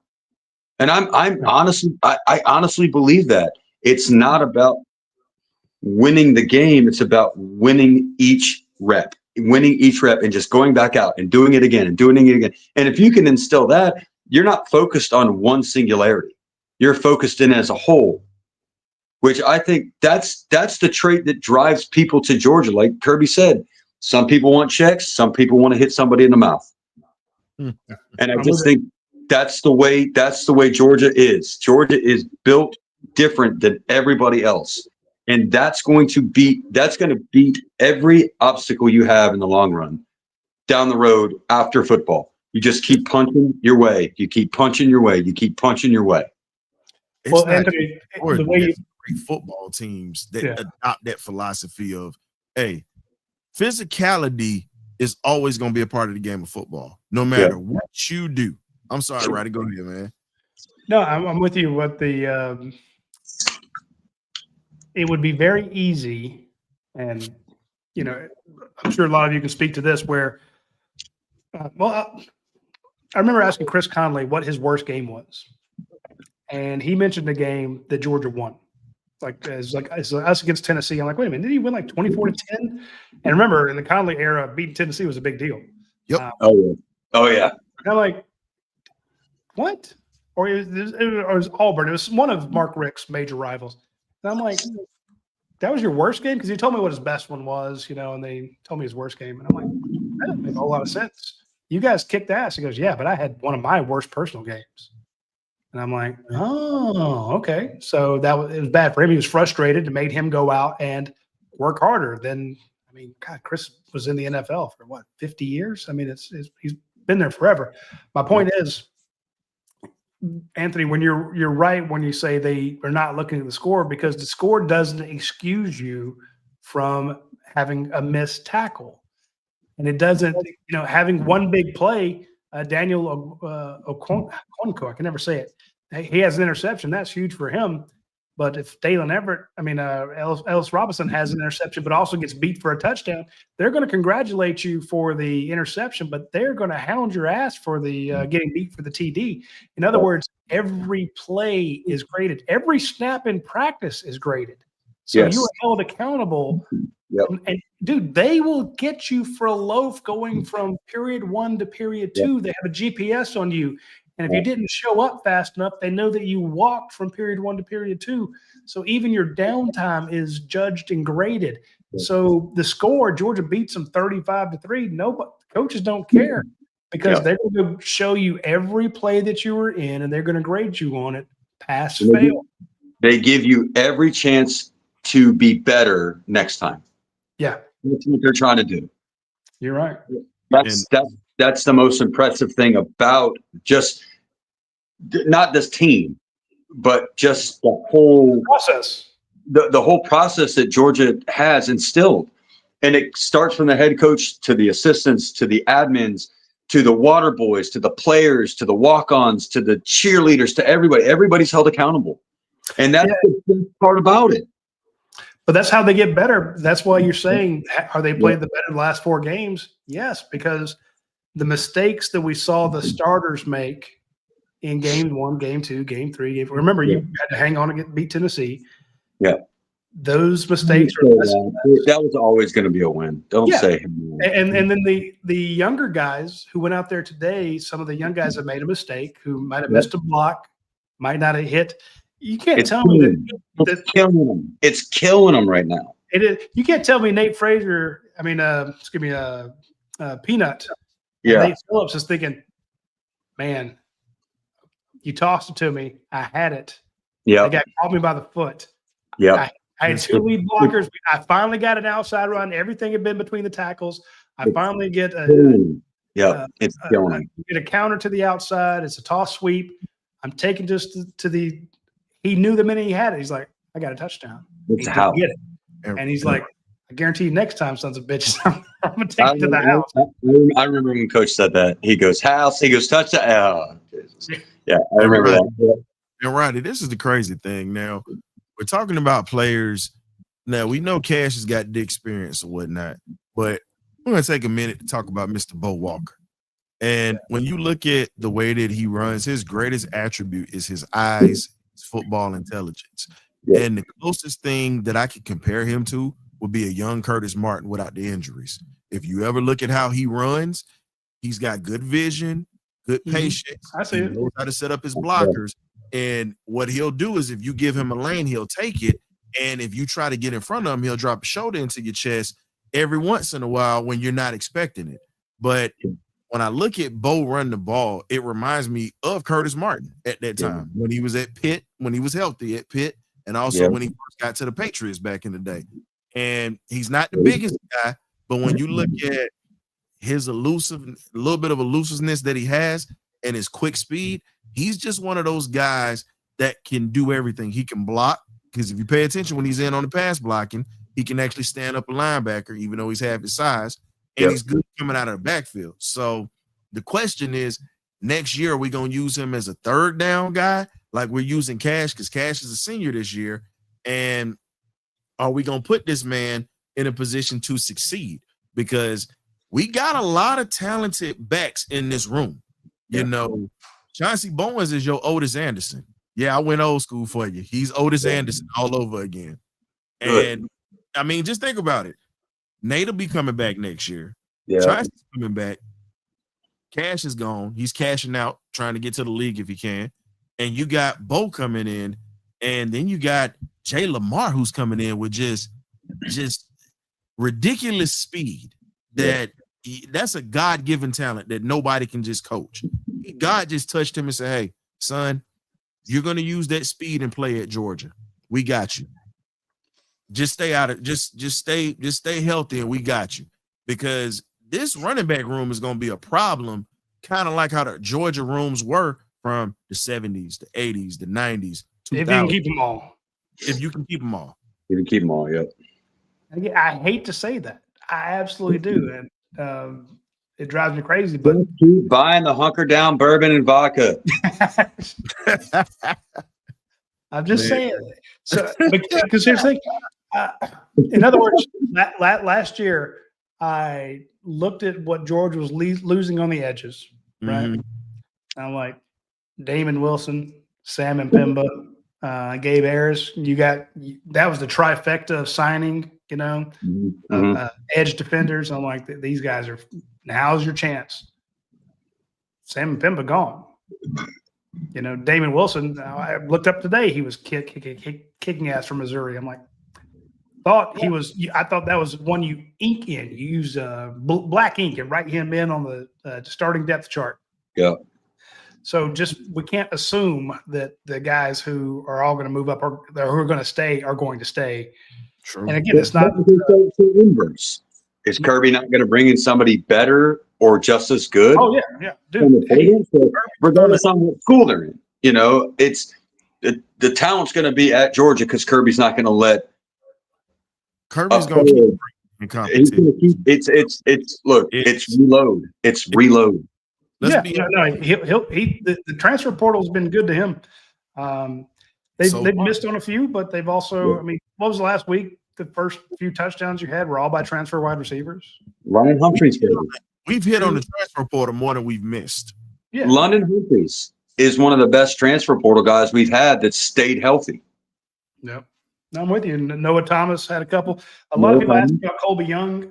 Colby might be back by the end, but he's not going to be in game shape to play in the playoffs. Well, we only have you have to go deep into the playoffs. Yeah, I was just saying. Yeah. Here's my thing. I'm not going to risk his draft status because, yes, he got hurt, but understand this. There are teams that are still interested in him currently right now. Trust me when I tell you that. So at this point, why would you tempt the hands of fate with this young man's future? Because he's going to be a pro. He is going to be a pro. My thing is, let Noah Thomas eat. You brought him in. Let him eat. Because a lot of people were saying that he wasn't that good of a player. And I got some folks on X, Roddy, that I've talked to that are, they got some issues with him and his trainer. I ain't going to get into that. But he's like, he's not that good of a player. And I said, okay. He got 2 tutties last week. And he got one the week. I said he got one the week before. He gave us the biggest catch in the Auburn game to set up and start up that momentum that we had going. So outside of the drop that he had in Florida that caused the interception, it happens. This man has been a problem. But Zachariah Branch is the guy. He might be the best. He's coming back next year. I guarantee he's coming back. Hand to God. I pray to God he comes back next year. But please, good Lord, he comes back. Do you think that pushes Sokovia out the door because they play the same? Oh, he gone. And that's not against Sokovia. He's a good kid, but it's 2 years before you get that shot. So Georgia's not going to run there 2 slot guys. I mean, Branch is him. Yeah. Every time he moves in motion, 2 to 3 guys move, and that makes it so much easier on Gunnar Stockton to decide. That's how many guys you see physically move. How many eyes, though? Exactly. So, I can tell you how many eyes move. Yeah. Your safeties that are in the back, if they're playing too high, you got 4 eyes already moving. You got your outside linebacker. The right field safety already played inside the hat every time. Pay attention to this. When you have outside linebackers and you see him moving and he gets to a side, they shift slightly out for them to chip him to throw him off of a timing route, and that opens everything up for everybody else. Pay attention to that. Most people have not watched that, but that's why the tight ends have been open on the weak side every single time he goes short side. Roddy, I'm just excited for this tight end room. That is a room that I feel like if we really in the playoffs, and I'm just gonna be honest, I think that's the time that we need to unlock that room. I mean, just unlock the door and you let all what were they called? The demigods off of Attack is it Clash of the Titans? You unlock that gate and you let those monsters go, because who's gonna stop them? They're all big, they all can run, and they're physical when they block too. So who's gonna stop them? He's not afraid to put 3 tight ends out on the field. And we need to use them more in the red zone, if you ask me, if we're gonna pass. Yep. I love it. I love that 13 personnel. And again, that's not taking away any wide receiver, but all you need to do is draw 2 sets of eyes on one receiver, and there's 2 tight ends wide open mismatch. I've always loved when you have the double tight ends on one side. You put one tight end as basically a flanker, and then you got your X out there on the far side, and you're like, okay, somewhere we're going to get one-on-one, hopefully on our X. Yeah. If that's Noah Thomas, great. If it was Colby Young, even better. If it's Zach Branch, fine. Yeah. I've got a tight end, in that kind of flanker spot. He's in the slot. What are you going to do with him? Especially in short down, I can fire it to him, let him go, or he's going to go. They're going to run a crossing pattern, and he's not going to pick the guy covering the X, but he's going to make it tough. Yeah. Or I'm going to run right behind him. I got 2 tight ends on this side. Top 3 old school Georgia football. And that's before anybody goes in motion. Yep. Now all of a sudden, you run your tight end in motion. Now you got 3 on one side, or you run that tight end wrap that they did where the 2 guys go to the other side, and Gunner can walk in behind him, or one of them could peel off. And then you run a tight end leak out of that. And I'm like, it's broken. I love 13 personnel in the red zone. I'm with you 100%. I'm just like anything inside of the 15 or we run. There's a play like you were saying, Roddy, because we stole 2 plays out of that Alabama playbook from what they got us with, if you remember. Yeah. That play that we picked up the 4th and 1 with Texas with, and there was a play where Gunner rolled to his right and Colin Simmons got all in his chest and he just flipped it to Delp. And to me, I feel like those 2 plays need to be on the goal line, if you want to be honest. If we're not going to run it, if teams want to stack the line against us, and I trust our running game, but say we get stuffed 2 times on the line, because we've seen it. guess what? Line up that way, start running those plays, because who's going to cover a 6'7" tight end? Who's going to cover?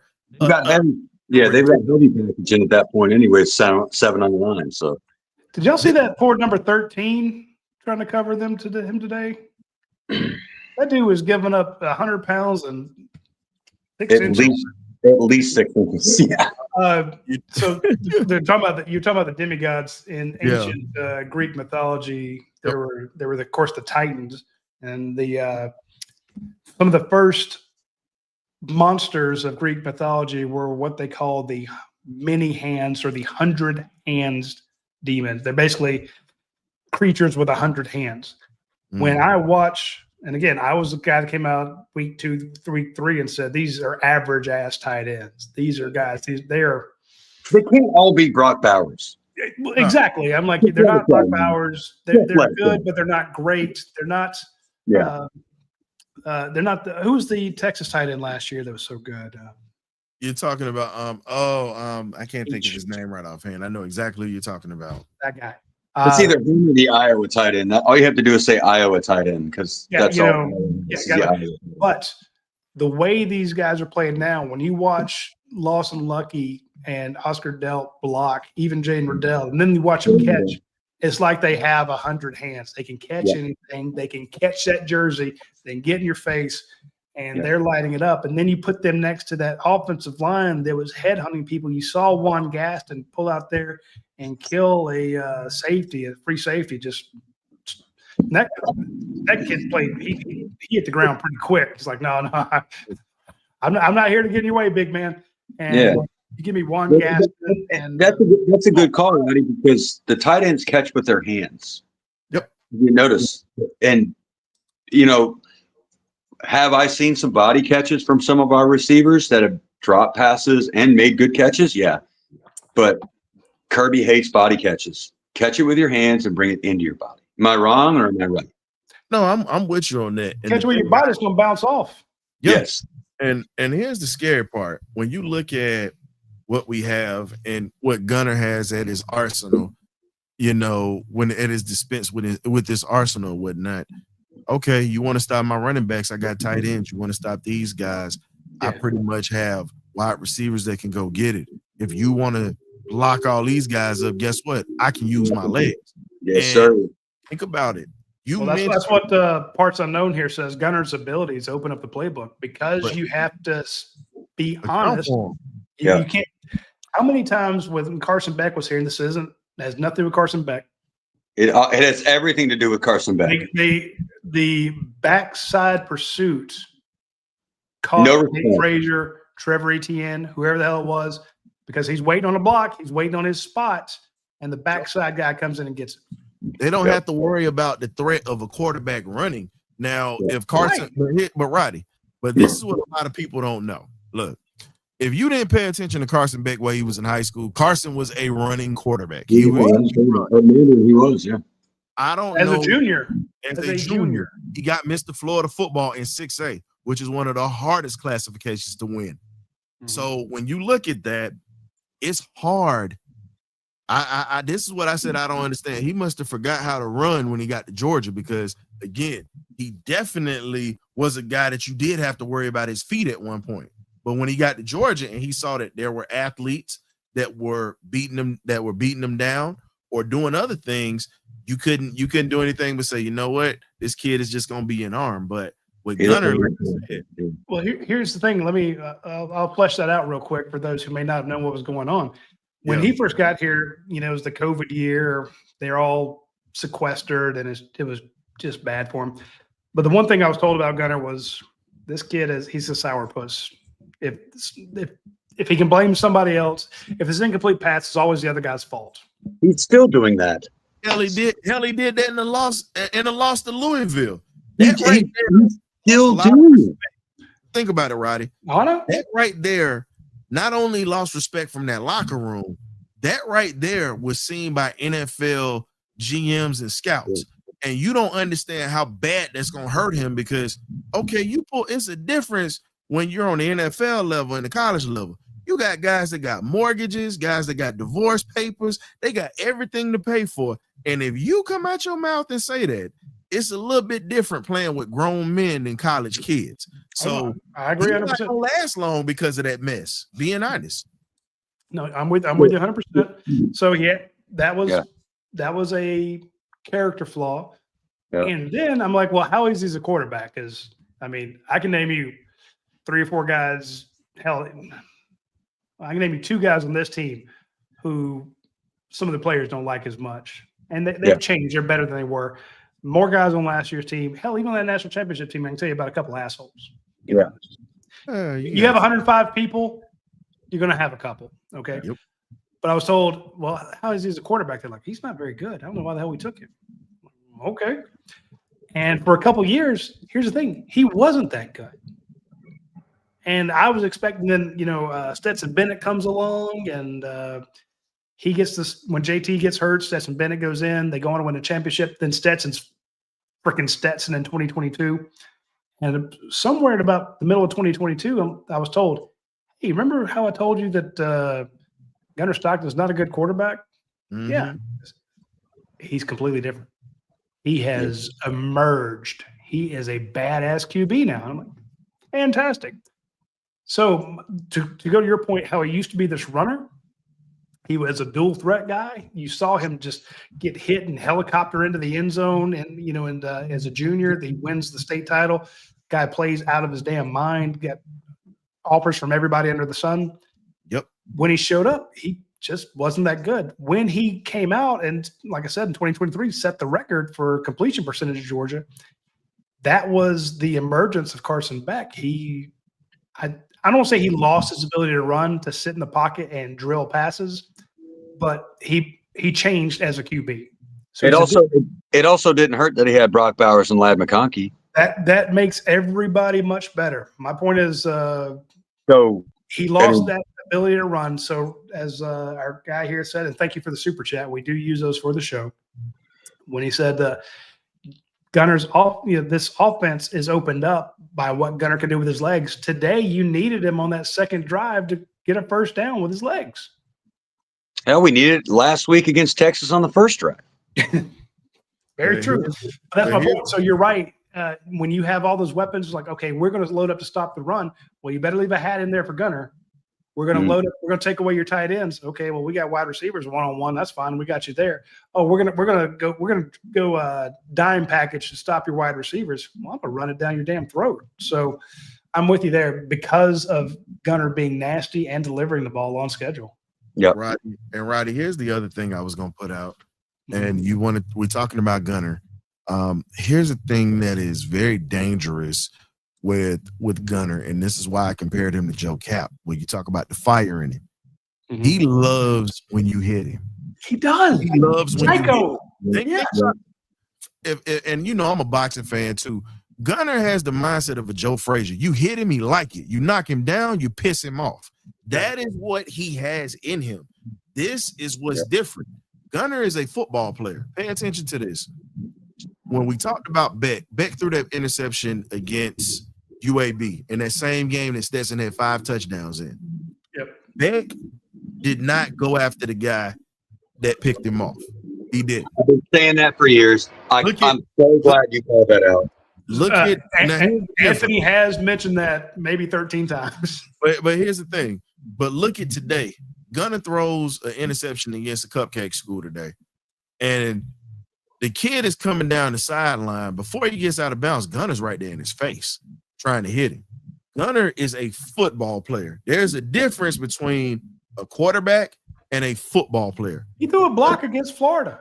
He's a linebacker playing quarterback. That's what he is. Gunner has traits of a football player that just happens to play quarterback. Yeah. Let's just be honest. That's the reason thing. That's also what you had in Wisconsin. No, you 100% had that in Stetson. He just didn't have the money, but he was still a football player playing quarterback, right, historian? Yeah, but I mean, Stetson's a QB, but the guy you remind me of though is Brock Vandegrift. Brock would have been, hey, if I'm a linebacker, I'm a linebacker. I'll play defensive end if you let me. Yeah. So he had that same toughness, but he didn't have the deliverables from the QB spot. So I'm with you there. And what does Kirby? Kirby wants ball players, and that's why he says, "Hey, we got guys who are willing to hit." He's got a quarterback willing to hit. And when you are the guy that wants to lay the hit when you made a mistake and you're trying to go get him, if I'm Drew Bobo, if I'm Monroe Freeling, and I see that we threw an interception, my quarterback went to lay a guy out or try to. Yeah. Hell, if I'm the third string lane 3 kickoff guy, I'm like, I'm a fight to death for my quarterback because he is not big time in me. He's not too good to get it. His jersey was filthy today. Like, well, remember playing Charlotte. Yeah. Remember, he did that again in the SEC championship when he came in the second half. And he ran towards our sideline. I think it was like a 2nd and 6 or something. And he just lowered his shoulder, and the whole sideline got hype. He set the tone. That's a football player. Yeah, understood that the team was flat. Yeah, we were still trying to figure it out. But as soon as they saw him say, "All right, let's go," and he got up and he talked his shit. He talked his shit right in that boy's face and said, "If you want it, I got it all day for you." And Roddy, and I give you this. And the reason I compare him to Joe Cap was because Cap did not care. He would run over linebackers. Exactly. And Cap, now, if anybody doesn't know who Joe Cap is, please look him up on YouTube. You'll see what I'm talking about with the fire and passion. He was a team guy and fiery as hell and led the Vikings to their first Super Bowl in '69. But for my movie lovers out there, if you know the original Longest Yard with Burt Reynolds, he is the walking boss. Not today, boy. That's the one who says it. That's Joe Cap. Yep. So when you have a quarterback that has a mindset like that, look, Gunner won me over in the Auburn game. And Roddy, I told you this on many shows. I said, I got to see it because here's my thing. You're playing small high school football. I get that everybody loves the local heroes, but it's like, look, that don't mean a damn thing until you get on the field and do it at this level. Means nothing. I need to see you on the road. That's my thing. And for you, the Tennessee game, hell of a moment. But I said, one moment. We need to see consistency. And when we saw that, half of this fan base just said, "Kiss my ass and hallelujah." That's just what they said. Hey, I'm with you there. Real quick, I need to mention our friends, Bart Benton over at Benton and Benton. If you were injured, be smart, call Bart. And when you look on there and see the stuff that he's been able to do, I mean, damn near $4 million on a wrongful death settlement, $3 million on a tractor trailer settlement. Dump truck crash. You guys have been behind those dump trucks. You know those sons of bitches are out to kill us all. $3 million, 1.7 on a car accident, a DUI settlement. We're thinking about it, you get hit by a stupid drunk driver, $970,000. The guy and his dad, the Benton and Benton attorneys at law over in Monroe, Georgia, have recovered over $58 million in 2024. If you talk to him and hear about some of the cases they're doing, these are not guys that are going out and saying, "Oh, did you have a slip and fall? Let's get you some money." These are people who have been killed. These are people who have been made paraplegics. These are people who have had their livelihoods, the family members lost, their livelihoods lost. They have to redo their entire house to accommodate their injuries they've suffered. Who pays for all that? Well, Bart is going to make sure that the person that did it to you is going to pay for it. So if you were injured, be smart, call Bart. And this is a guy who went to UGA Law School. He's in Monroe. He's not far from campus. This guy screamed himself hoarse in that Texas game, and he is a diehard Georgia fan. And if you call him up and say, "Hey, Bart, I think Georgia Tech sucks, and I was in a car accident or somebody wronged me," he's going to say, "I agree with you. Georgia Tech sucks, and let's sue them for everything they're worth." So if you're injured, be smart, call Bart. That's the guy. There was a really good comment section here. Comment. I missed it. Someone said, "I love to see Gunner run. I hate to see Gunner run." Yeah. And, but okay, so let me ask you something. As players, if we've all played, I played football, Roddy. I'm sure, historian, you have. You built like a brick shit house. would you want to play for somebody that would give his right leg as a quarterback to just win for the team, not for himself? And I think that's what won everybody over with Gunner. I was on the same board you were. I was like revisionist history. After the Notre Dame game last year in the playoffs, I said, I just don't think Gunner's our guy. I don't think he's our guy. And then exactly what you said, the game in Auburn, it won me over. And then ever since then, regardless on the outcome, he's done his job and he's made the right reads. He's uplifting. He is a football player playing quarterback. And that's the best analogy I think I've heard all year, historian. That's a great play. He's just that's what he is. I want to play for a guy like that. I want to root for a guy like that. The story goes, I'm not going to reveal the source because it was somebody who let me in on a little something, Radi. You probably didn't know him, but I'm not going to put him out there. He told me there was practice. Gunner, quarterbacks wear black jerseys where you can't touch them. Gunner said, hey, take this damn thing off me. I'm ready. I want to play. Y'all can hit me. Let's go. I got to get you better. We pointed that out. That was something a lot of people don't, but a lot of the fan base don't know about it. And I said, okay, he's doing that probably to try to get that attention. You got to be seen when you're there because you might be a top recruit coming in, but once you get there, you pretty much are part of the number. You got to figure out a way how to stand out. And that's just how it goes. And that stood out because not only was he tough to bring down, he was letting them guys tee off on him and he was hitting them back. So the thing you have to respect is not many quarterbacks are going to take off that black jersey to be a practice dummy, as we would say. You're going to be a practice dummy for a while before you become the guy. Yeah, no, we broke that story that happened before the Florida game last year where he was basically playing DJ Lagway. At a Georgia practice, you're going to do that? That's terrifying. No, it's not. It's not. No, those guys hit you. That's fine. But I'm fine. I'm just saying. I know we know how hard those boys play, but you're making a name for yourself. Exactly. It's still, but here's the thing. So they don't practice tackle to the ground. It's still thud. Yep. But there's thud, and then there's Georgia thud, where you got thudded up, and they stop you from moving. And it's tough to play a running quarterback on the scout team because it's less than thud because like right now you've got Ryan Montgomery and Millender down there on the scout team playing the quarterbacks that you're going to face. Right. Well, you can't hit Ryan Montgomery. The guy's coming back from a knee injury, and of course he's your number 3 QB. You can't hit Millender. So let's say they are practicing a running quarterback. Like let's say they're practicing to be a Marcel Reed or who's the guy at Auburn today that went off nuts? The freshman. It was a freshman quarterback that went off today. First play, 75 yards for a touchdown. So let's say he's running behind he's running power, QB power. You can two-hand touch the guy in the black jersey, or you can lock him up. And it's a difference on your muscle memory of locking that guy up. So when your quarterback goes out there and says, hey, coach, I'm ready to take off this black jersey, they can thud me up just like they do the running backs. You respect that. And I had a guy, Al Sadler. Al Sadler played hurt. Me, Chris Engel, everybody. We'd run through a brick wall for that dude because he's tough as nails. And you just live for those guys. You're right. And I hate to say it, Carson Beck did not inspire. He was the team leader, but he didn't inspire that same kind of confidence. And when Gunnar Stockton took that hit against Texas in the SEC championship game, got knocked the F out.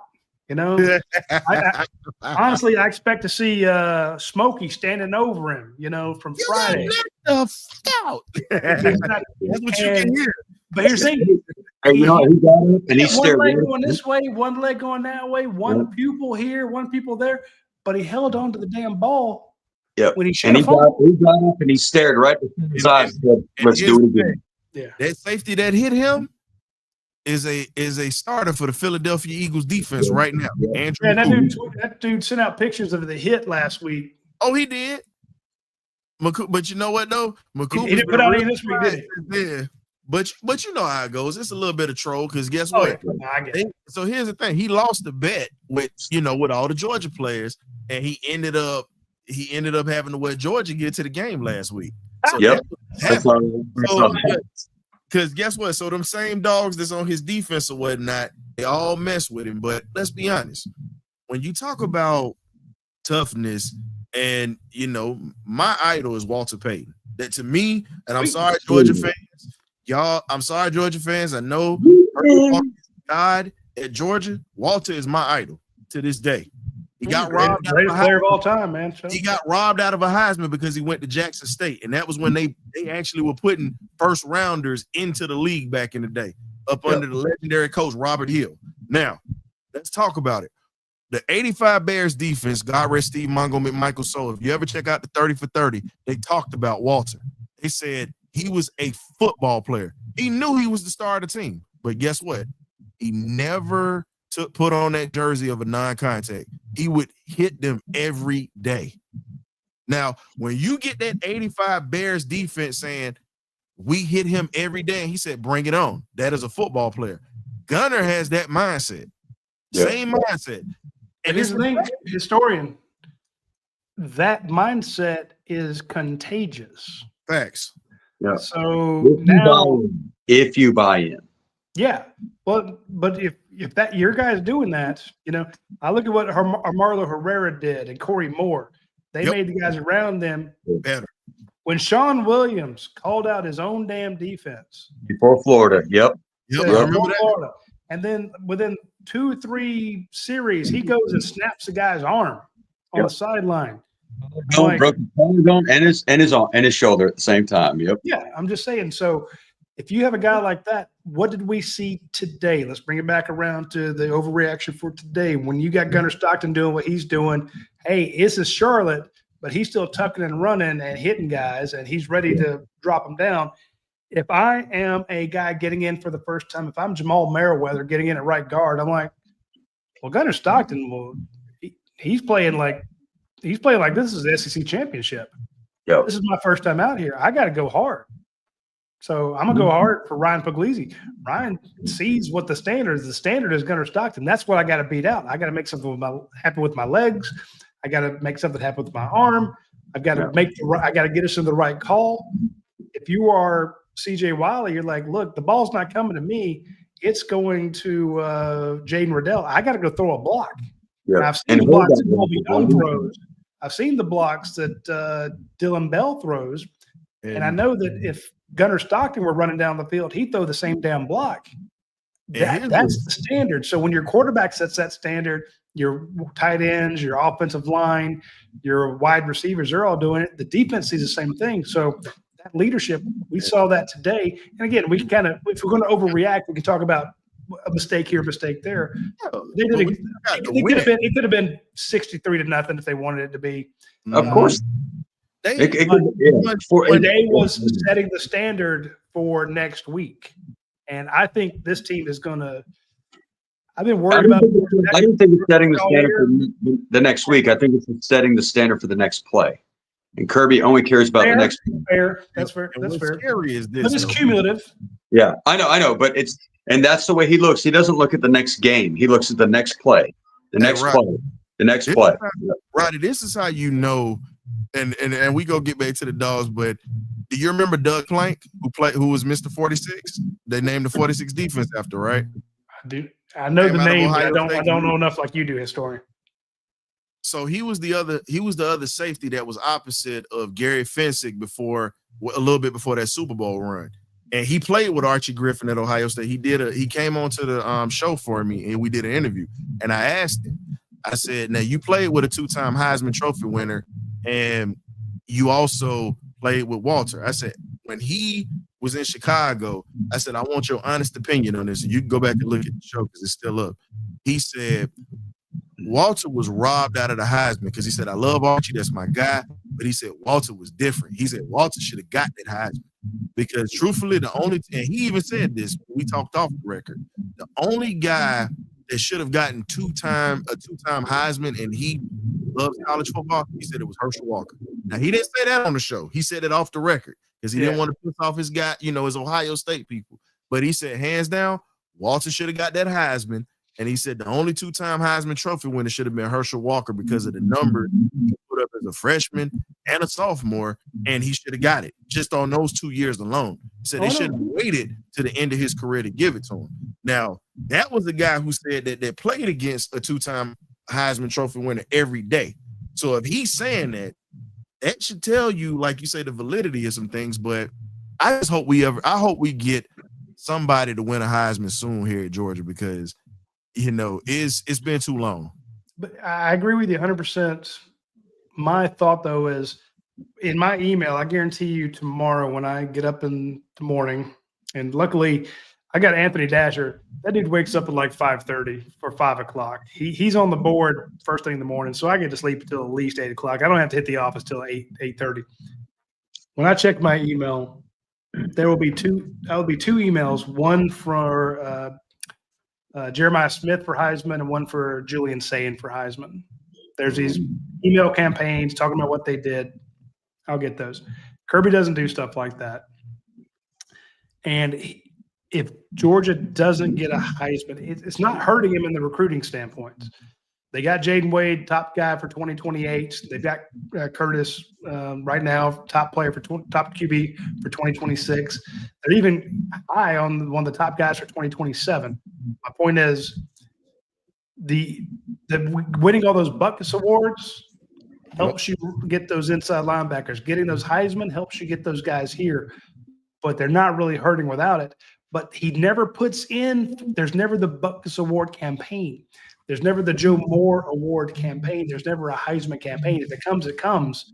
But to Anthony's point, when what you're striving for is to win the next play, which wins you the next series, and he came off the field and they were asking him, what are you going to do in the second half? And he's like, well, they get the ball back. We didn't do anything when we got the ball to start it, so we've got to put it in. He turns around and goes, yeah, it's 28-3. Yeah. Historian, let me ask you a question. If you think of an offensive player in the last 10 years at Georgia that could have won the Heisman, who do you think that would have been? Offensive player last 10 years. I'll be honest with you. I think Stetson should have really been in consideration for that Heisman instead of just a visit, just to be honest. Okay, in 2022, I think he should have been in the runnings for that. But because of the style of football we play at Georgia, it's not sexy enough for the media. And that's the reason why a lot of our guys don't even get considered for that award. No, actually, hold up. Actually, let me answer that real quick. Actually, we do need a Heisman because that right there will bring in more elite talent. Yeah. Don't think that it's not going to happen, because if we have to get another Heisman, think about the runs that we've been on. Ty Gurley would have been a shoo-in for the Heisman that year. So again, if you look at that running back room, we get DeAndre Swift, we get a good Elijah Holyfield. But again, Bauer should have won it. I was going to say, was Brock Bowers, didn't he have almost the same numbers as far as like receiving touchdowns as Devontae Smith did? Yep. But the reason why they had Devontae into that, because Devontae had a steady dose like Bowers did, but Bowers was young when he was coming in. Devontae was on his way out the door when Bowers was coming in. So Devontae, first he caught a touchdown in the championship game. Then he started to work. No, it's painful to think about, but that put him on the map. He caught that touchdown against us, that put him on the map. But kid, and remember, he was committed to us at one point. Yeah. But didn't Bowers the count threw his ass out of bounds as a freshman? I remember that. Bowers caught a touchdown against Bama as a freshman to put the game away. Yeah, he did. And he had a better career too. And absolutely. I'm with you on that, Callie. If Nick Chubb don't get hurt, I think he gets a Heisman his second year and breaks Herschel Walker's all-time record. No, I'm with you there. Here's the thing: if Georgia gets a Heisman, in other words, the Heisman is not. You've been able to recruit as Georgia or an Alabama or an Ohio State or even a Lincoln Riley, who's had multiple winners. You're still getting fantastic QBs. Yep. And we know the Heisman. Let's call it what it is. It's a quarterback trophy. Yep. That's where it goes. I don't agree with that, but that's what it's turned into. I know a lot of Heisman voters.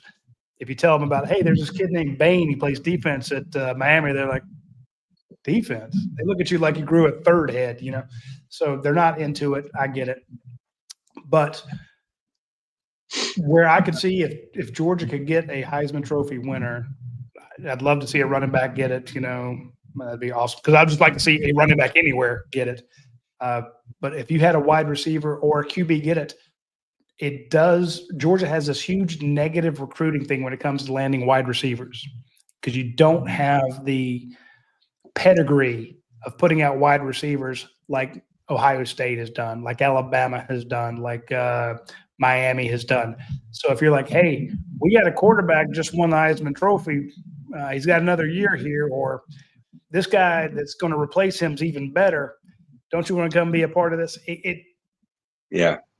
So would you rather personally, Roddy, see a quarterback at Georgia win it than a running back? Just for recruiting standpoints? Just from a recruiting standpoint, yes. Okay. But it would not shock me. I would be stunned to see a running back win it anytime soon.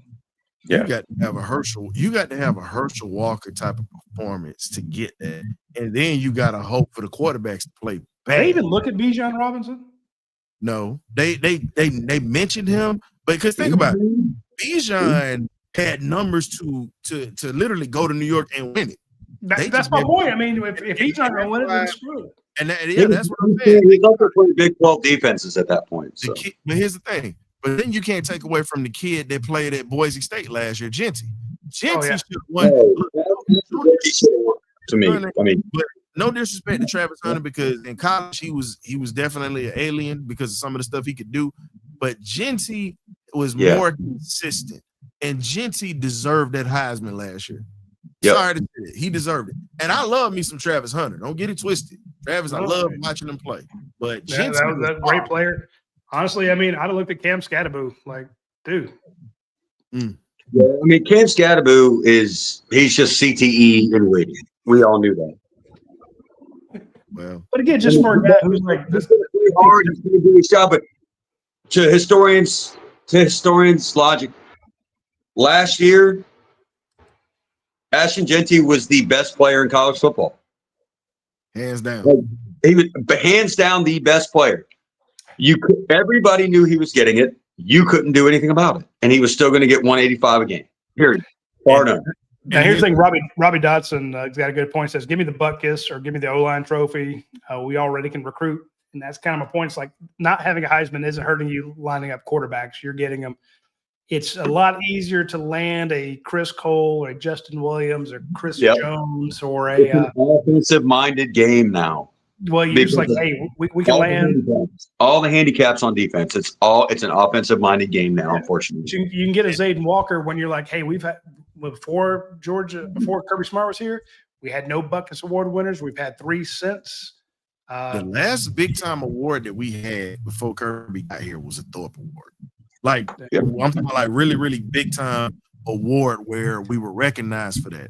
And then think about it. Kirby's had a Thorpe Award winner and DeAndre Baker. So I mean, he's already answered. We had Mackey, right? 2 years ago. 2-time Mackey Award winner Brock Bowers. Yeah. You've had 2. And if you look at it, Georgia has now the one award that I feel like we've been robbed out of, pretty much the offensive line award. We were robbed out. They gave that to Michigan over us. Yeah, the Joe Moore Award, especially the year that Georgia pushed Michigan. We did it 2 times in a row. That's the crazy part. Yeah. That's my point. So I'm with Robbie Dotson here. It's like he says, give me the O-line trophy, which is a Joe Moore Award. Give me that one. And that helps you land those Juan Gaston freaks, that helps you land those Dontrell Glovers, the Ernest Greens of the world, the Monroe Freelings of the world, the Cortez Smith. You saw Cortez Smith get out there today. That is a chunk of a man. That dude is he's a spam can. Okay. Wow. That dude is he called him a spam can. He is a block. Okay. He gets wide and he gets low real fast. Yep. Right, I'm not going to even sit here and lie to you. When I look at some of the young guys that we have coming in on the offensive line, and you look at the size that we have coming in, and then the size that's playing right now, Juan Gaston, to me, He's broken. He's just one of the best young offensive linemen in the country right now. And I can kind of see him, if he can stay healthy, I can see him having an Orlando Pace type college career because of the way that he plays this game, big, agile, mobile, hostile. Angry. And the thing about him is he's a machine. He went down. If he doesn't go down with that ankle injury, we could be sitting here saying that he's going to probably end up automatically being first team SEC next year, period. Because of everything. He's already a freshman all SEC. I got no question in my mind. Here's the thing. Let me tell you folks real quick about the Juan Gaston camp experience. We go to camp. We watch Juan Gaston. He looks like a 35-pound bag of flour and a 20-pound holder. He's got some bad weight on him. I'm just like, this is supposed to be a great guy, and he's standing at the back. He's not running up there to get his reps because when they bring on the one-on-one reps, five guys run out because they want to be on tape. They want to go up against the best defensive guys. It's one-on-one, and Juan's hanging out the back, and I'm like, this guy's fat. This guy's lazy. He doesn't want to fight. And he just looks like a big old marshmallow because, they got him in the big white T-shirts, and he's got Pam Anderson moves, Stay up. Got the big moves, and I'm like, this guy. And I told my guys when I left, I'm like, I don't see it. I don't see the drive. He just now then later on, when he get his reps, when he finally get him out there, he do well. But I'm like, I want to see the guy that wants to fight. So here's the thing. He gets here. He starts kicking everybody's ass. This is a guy who just on his natural talent is an all, and we saw it today when he about there at right tackle.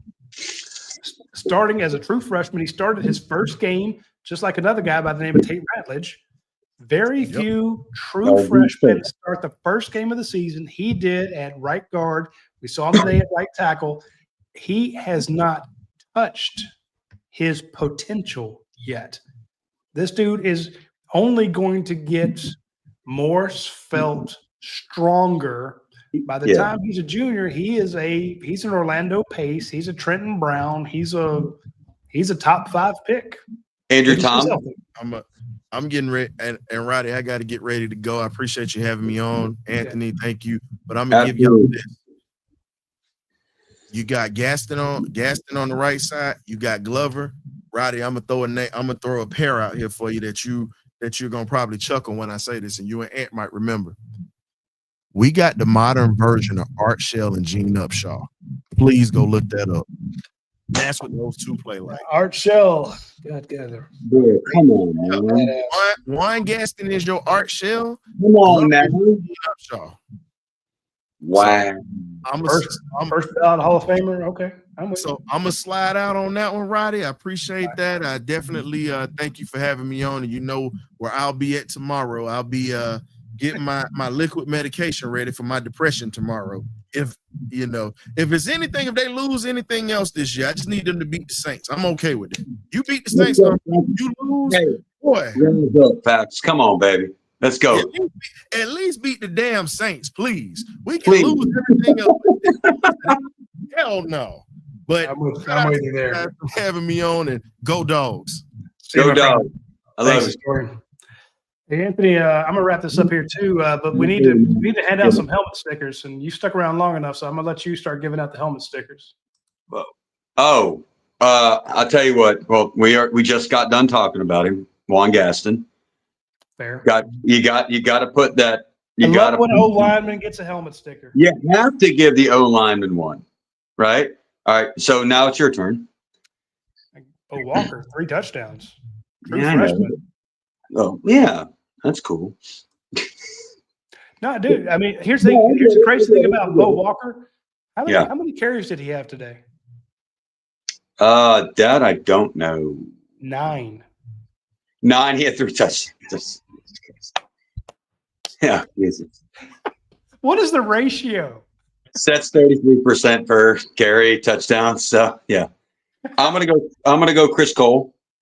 Chris Cole. Let's see. I wonder who led the defense in tackles today. Okay, so yeah, Chris Cole had 4 tackles. 2 of them were solo. He had 1 sack. One of the 2 sacks that Georgia had today. Elijah Griffin had the other one. And to your point, I will go on defense. I'm going to give Elijah Griffin one for that.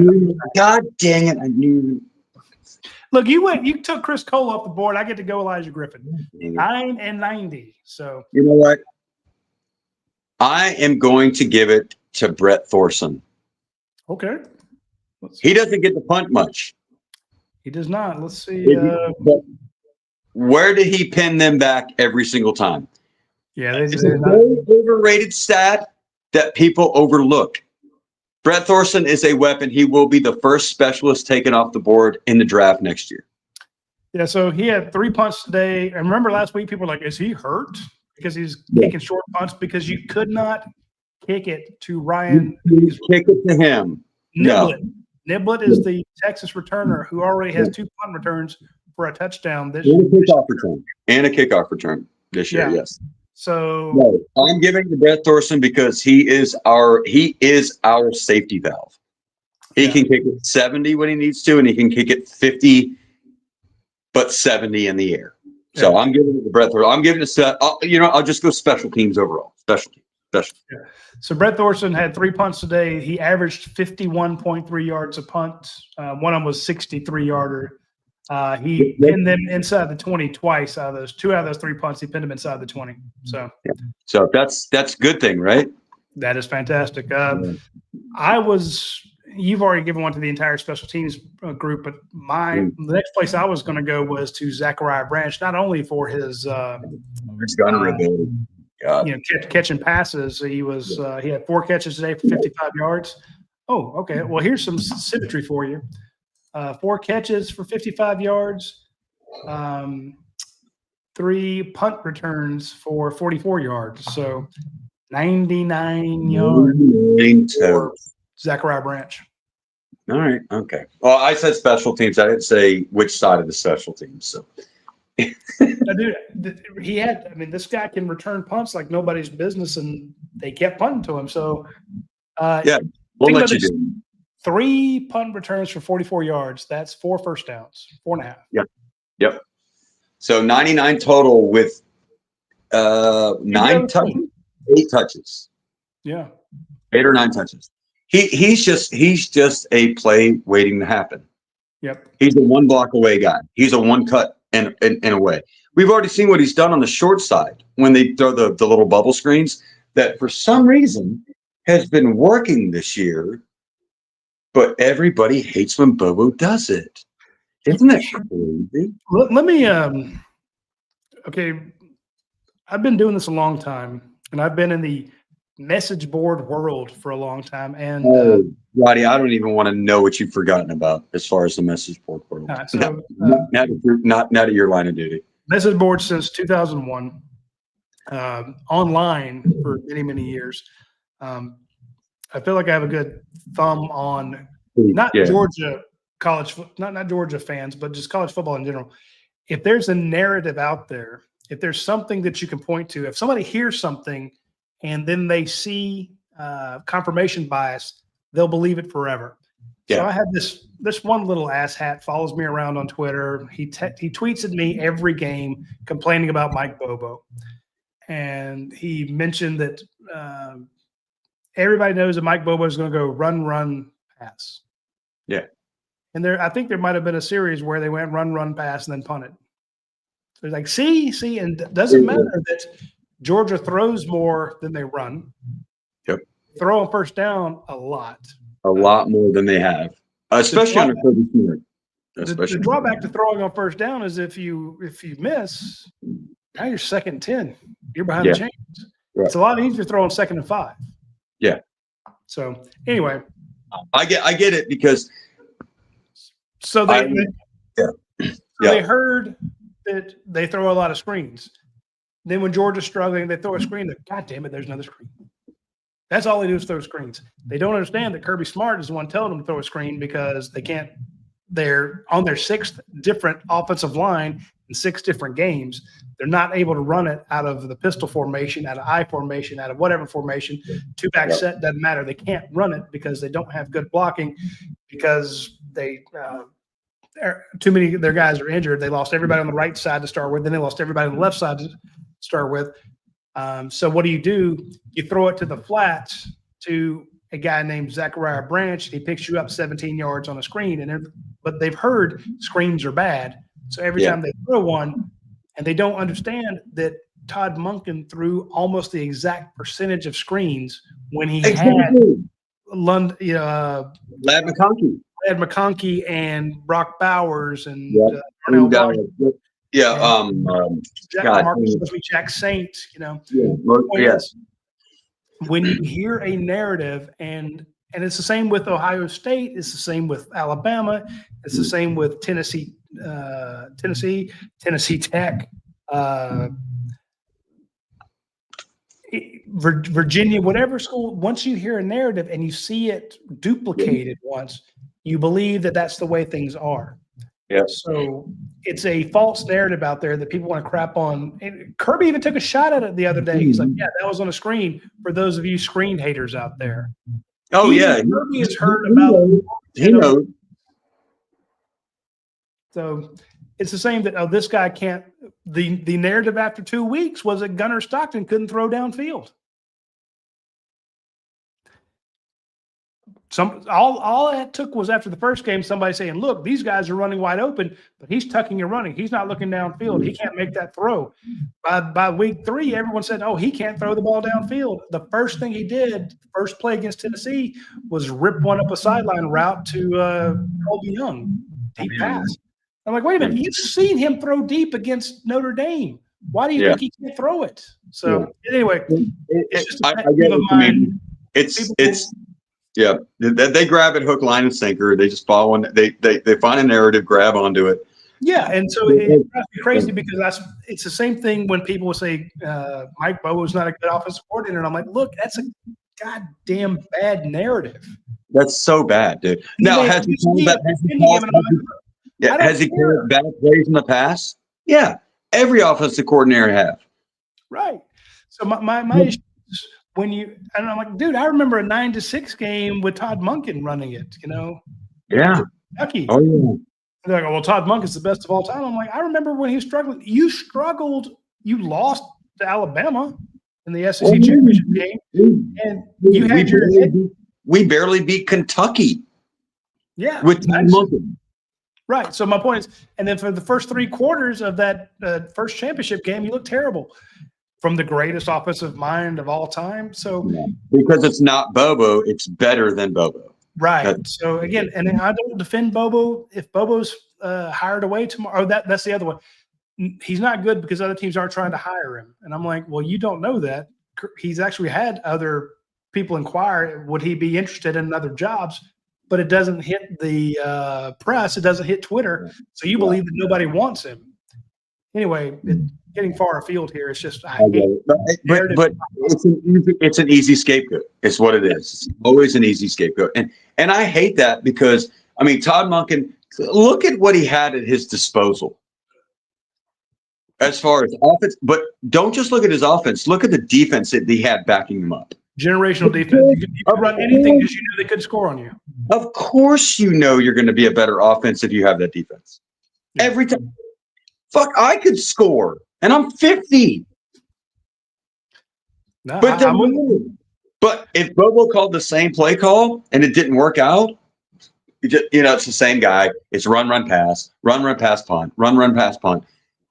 Do you know how many games Bobo won in his tenure with Mark Richt?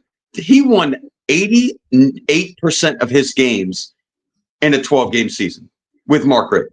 He was 11.5, almost 11.5, 12%. That's ridiculous. I'll put it this way: the man who coached against him was Kirby Smart. Kirby Smart was the defensive coordinator at Alabama. Mike Bobo's the offensive coordinator at Georgia. They went head to head. when Kirby Smart got rid of James Coley, he had to hire somebody, right? Who's the first guy he called? It wasn't Todd Monken. It was not Todd Monken. It's Mike It was Bobo.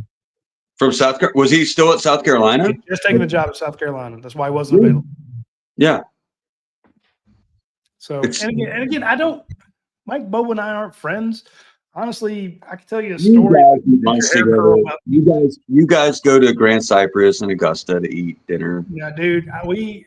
My first year at UGA Sports, there was a kid being recruited out of Valdosta, Telvin Smith, and me and Mike Bobo came to. Telvin Smith, that is taking you way back, Roddy.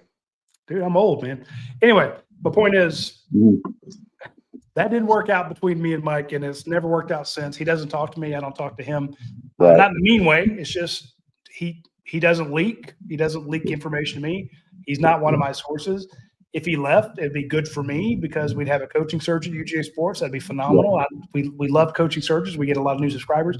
I'm not going to defend it, but I want an objective criticism. Now, if there have been plays he calls the orbit motion today where you bring in and then I don't know what the hell there's multiple two-back sets that they've run this year that have no freaking idea what they're trying to do, and he gets too cute sometimes. I'm like, just hand it off to Josh McCray. Don't screw this up. 235, 240-pound back that can just pound it for 3 yards. That's all you got to do. So again, I'll tell you, I'm not trying to be an asshole. I'm just saying, I don't like Mike.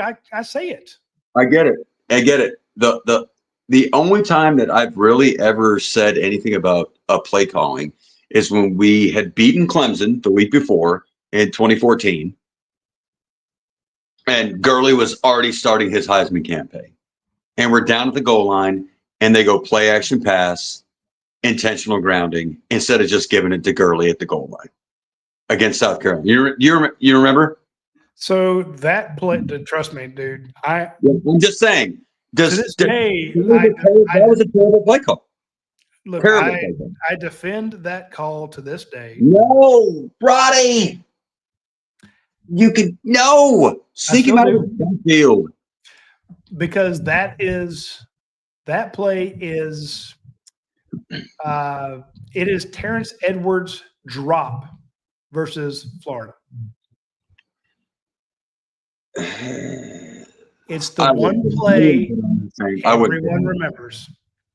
And they're like, he was Georgia's last 1,000-yard receiver, but remember that drop he had against Florida? Yeah, I know. I get it. But what I'm saying is just give it to Gurley. He's going to get in the end zone. So I'll do the same thing with you, Anthony, that I do with everybody else that says the same thing. What was the defense in? It's a Spurrier offense. So it was still a Grantham defense, wasn't it? I don't even know. I don't even think it was Grantham was there. The point is, go back and look at they crowd the line. Yeah. So I get it.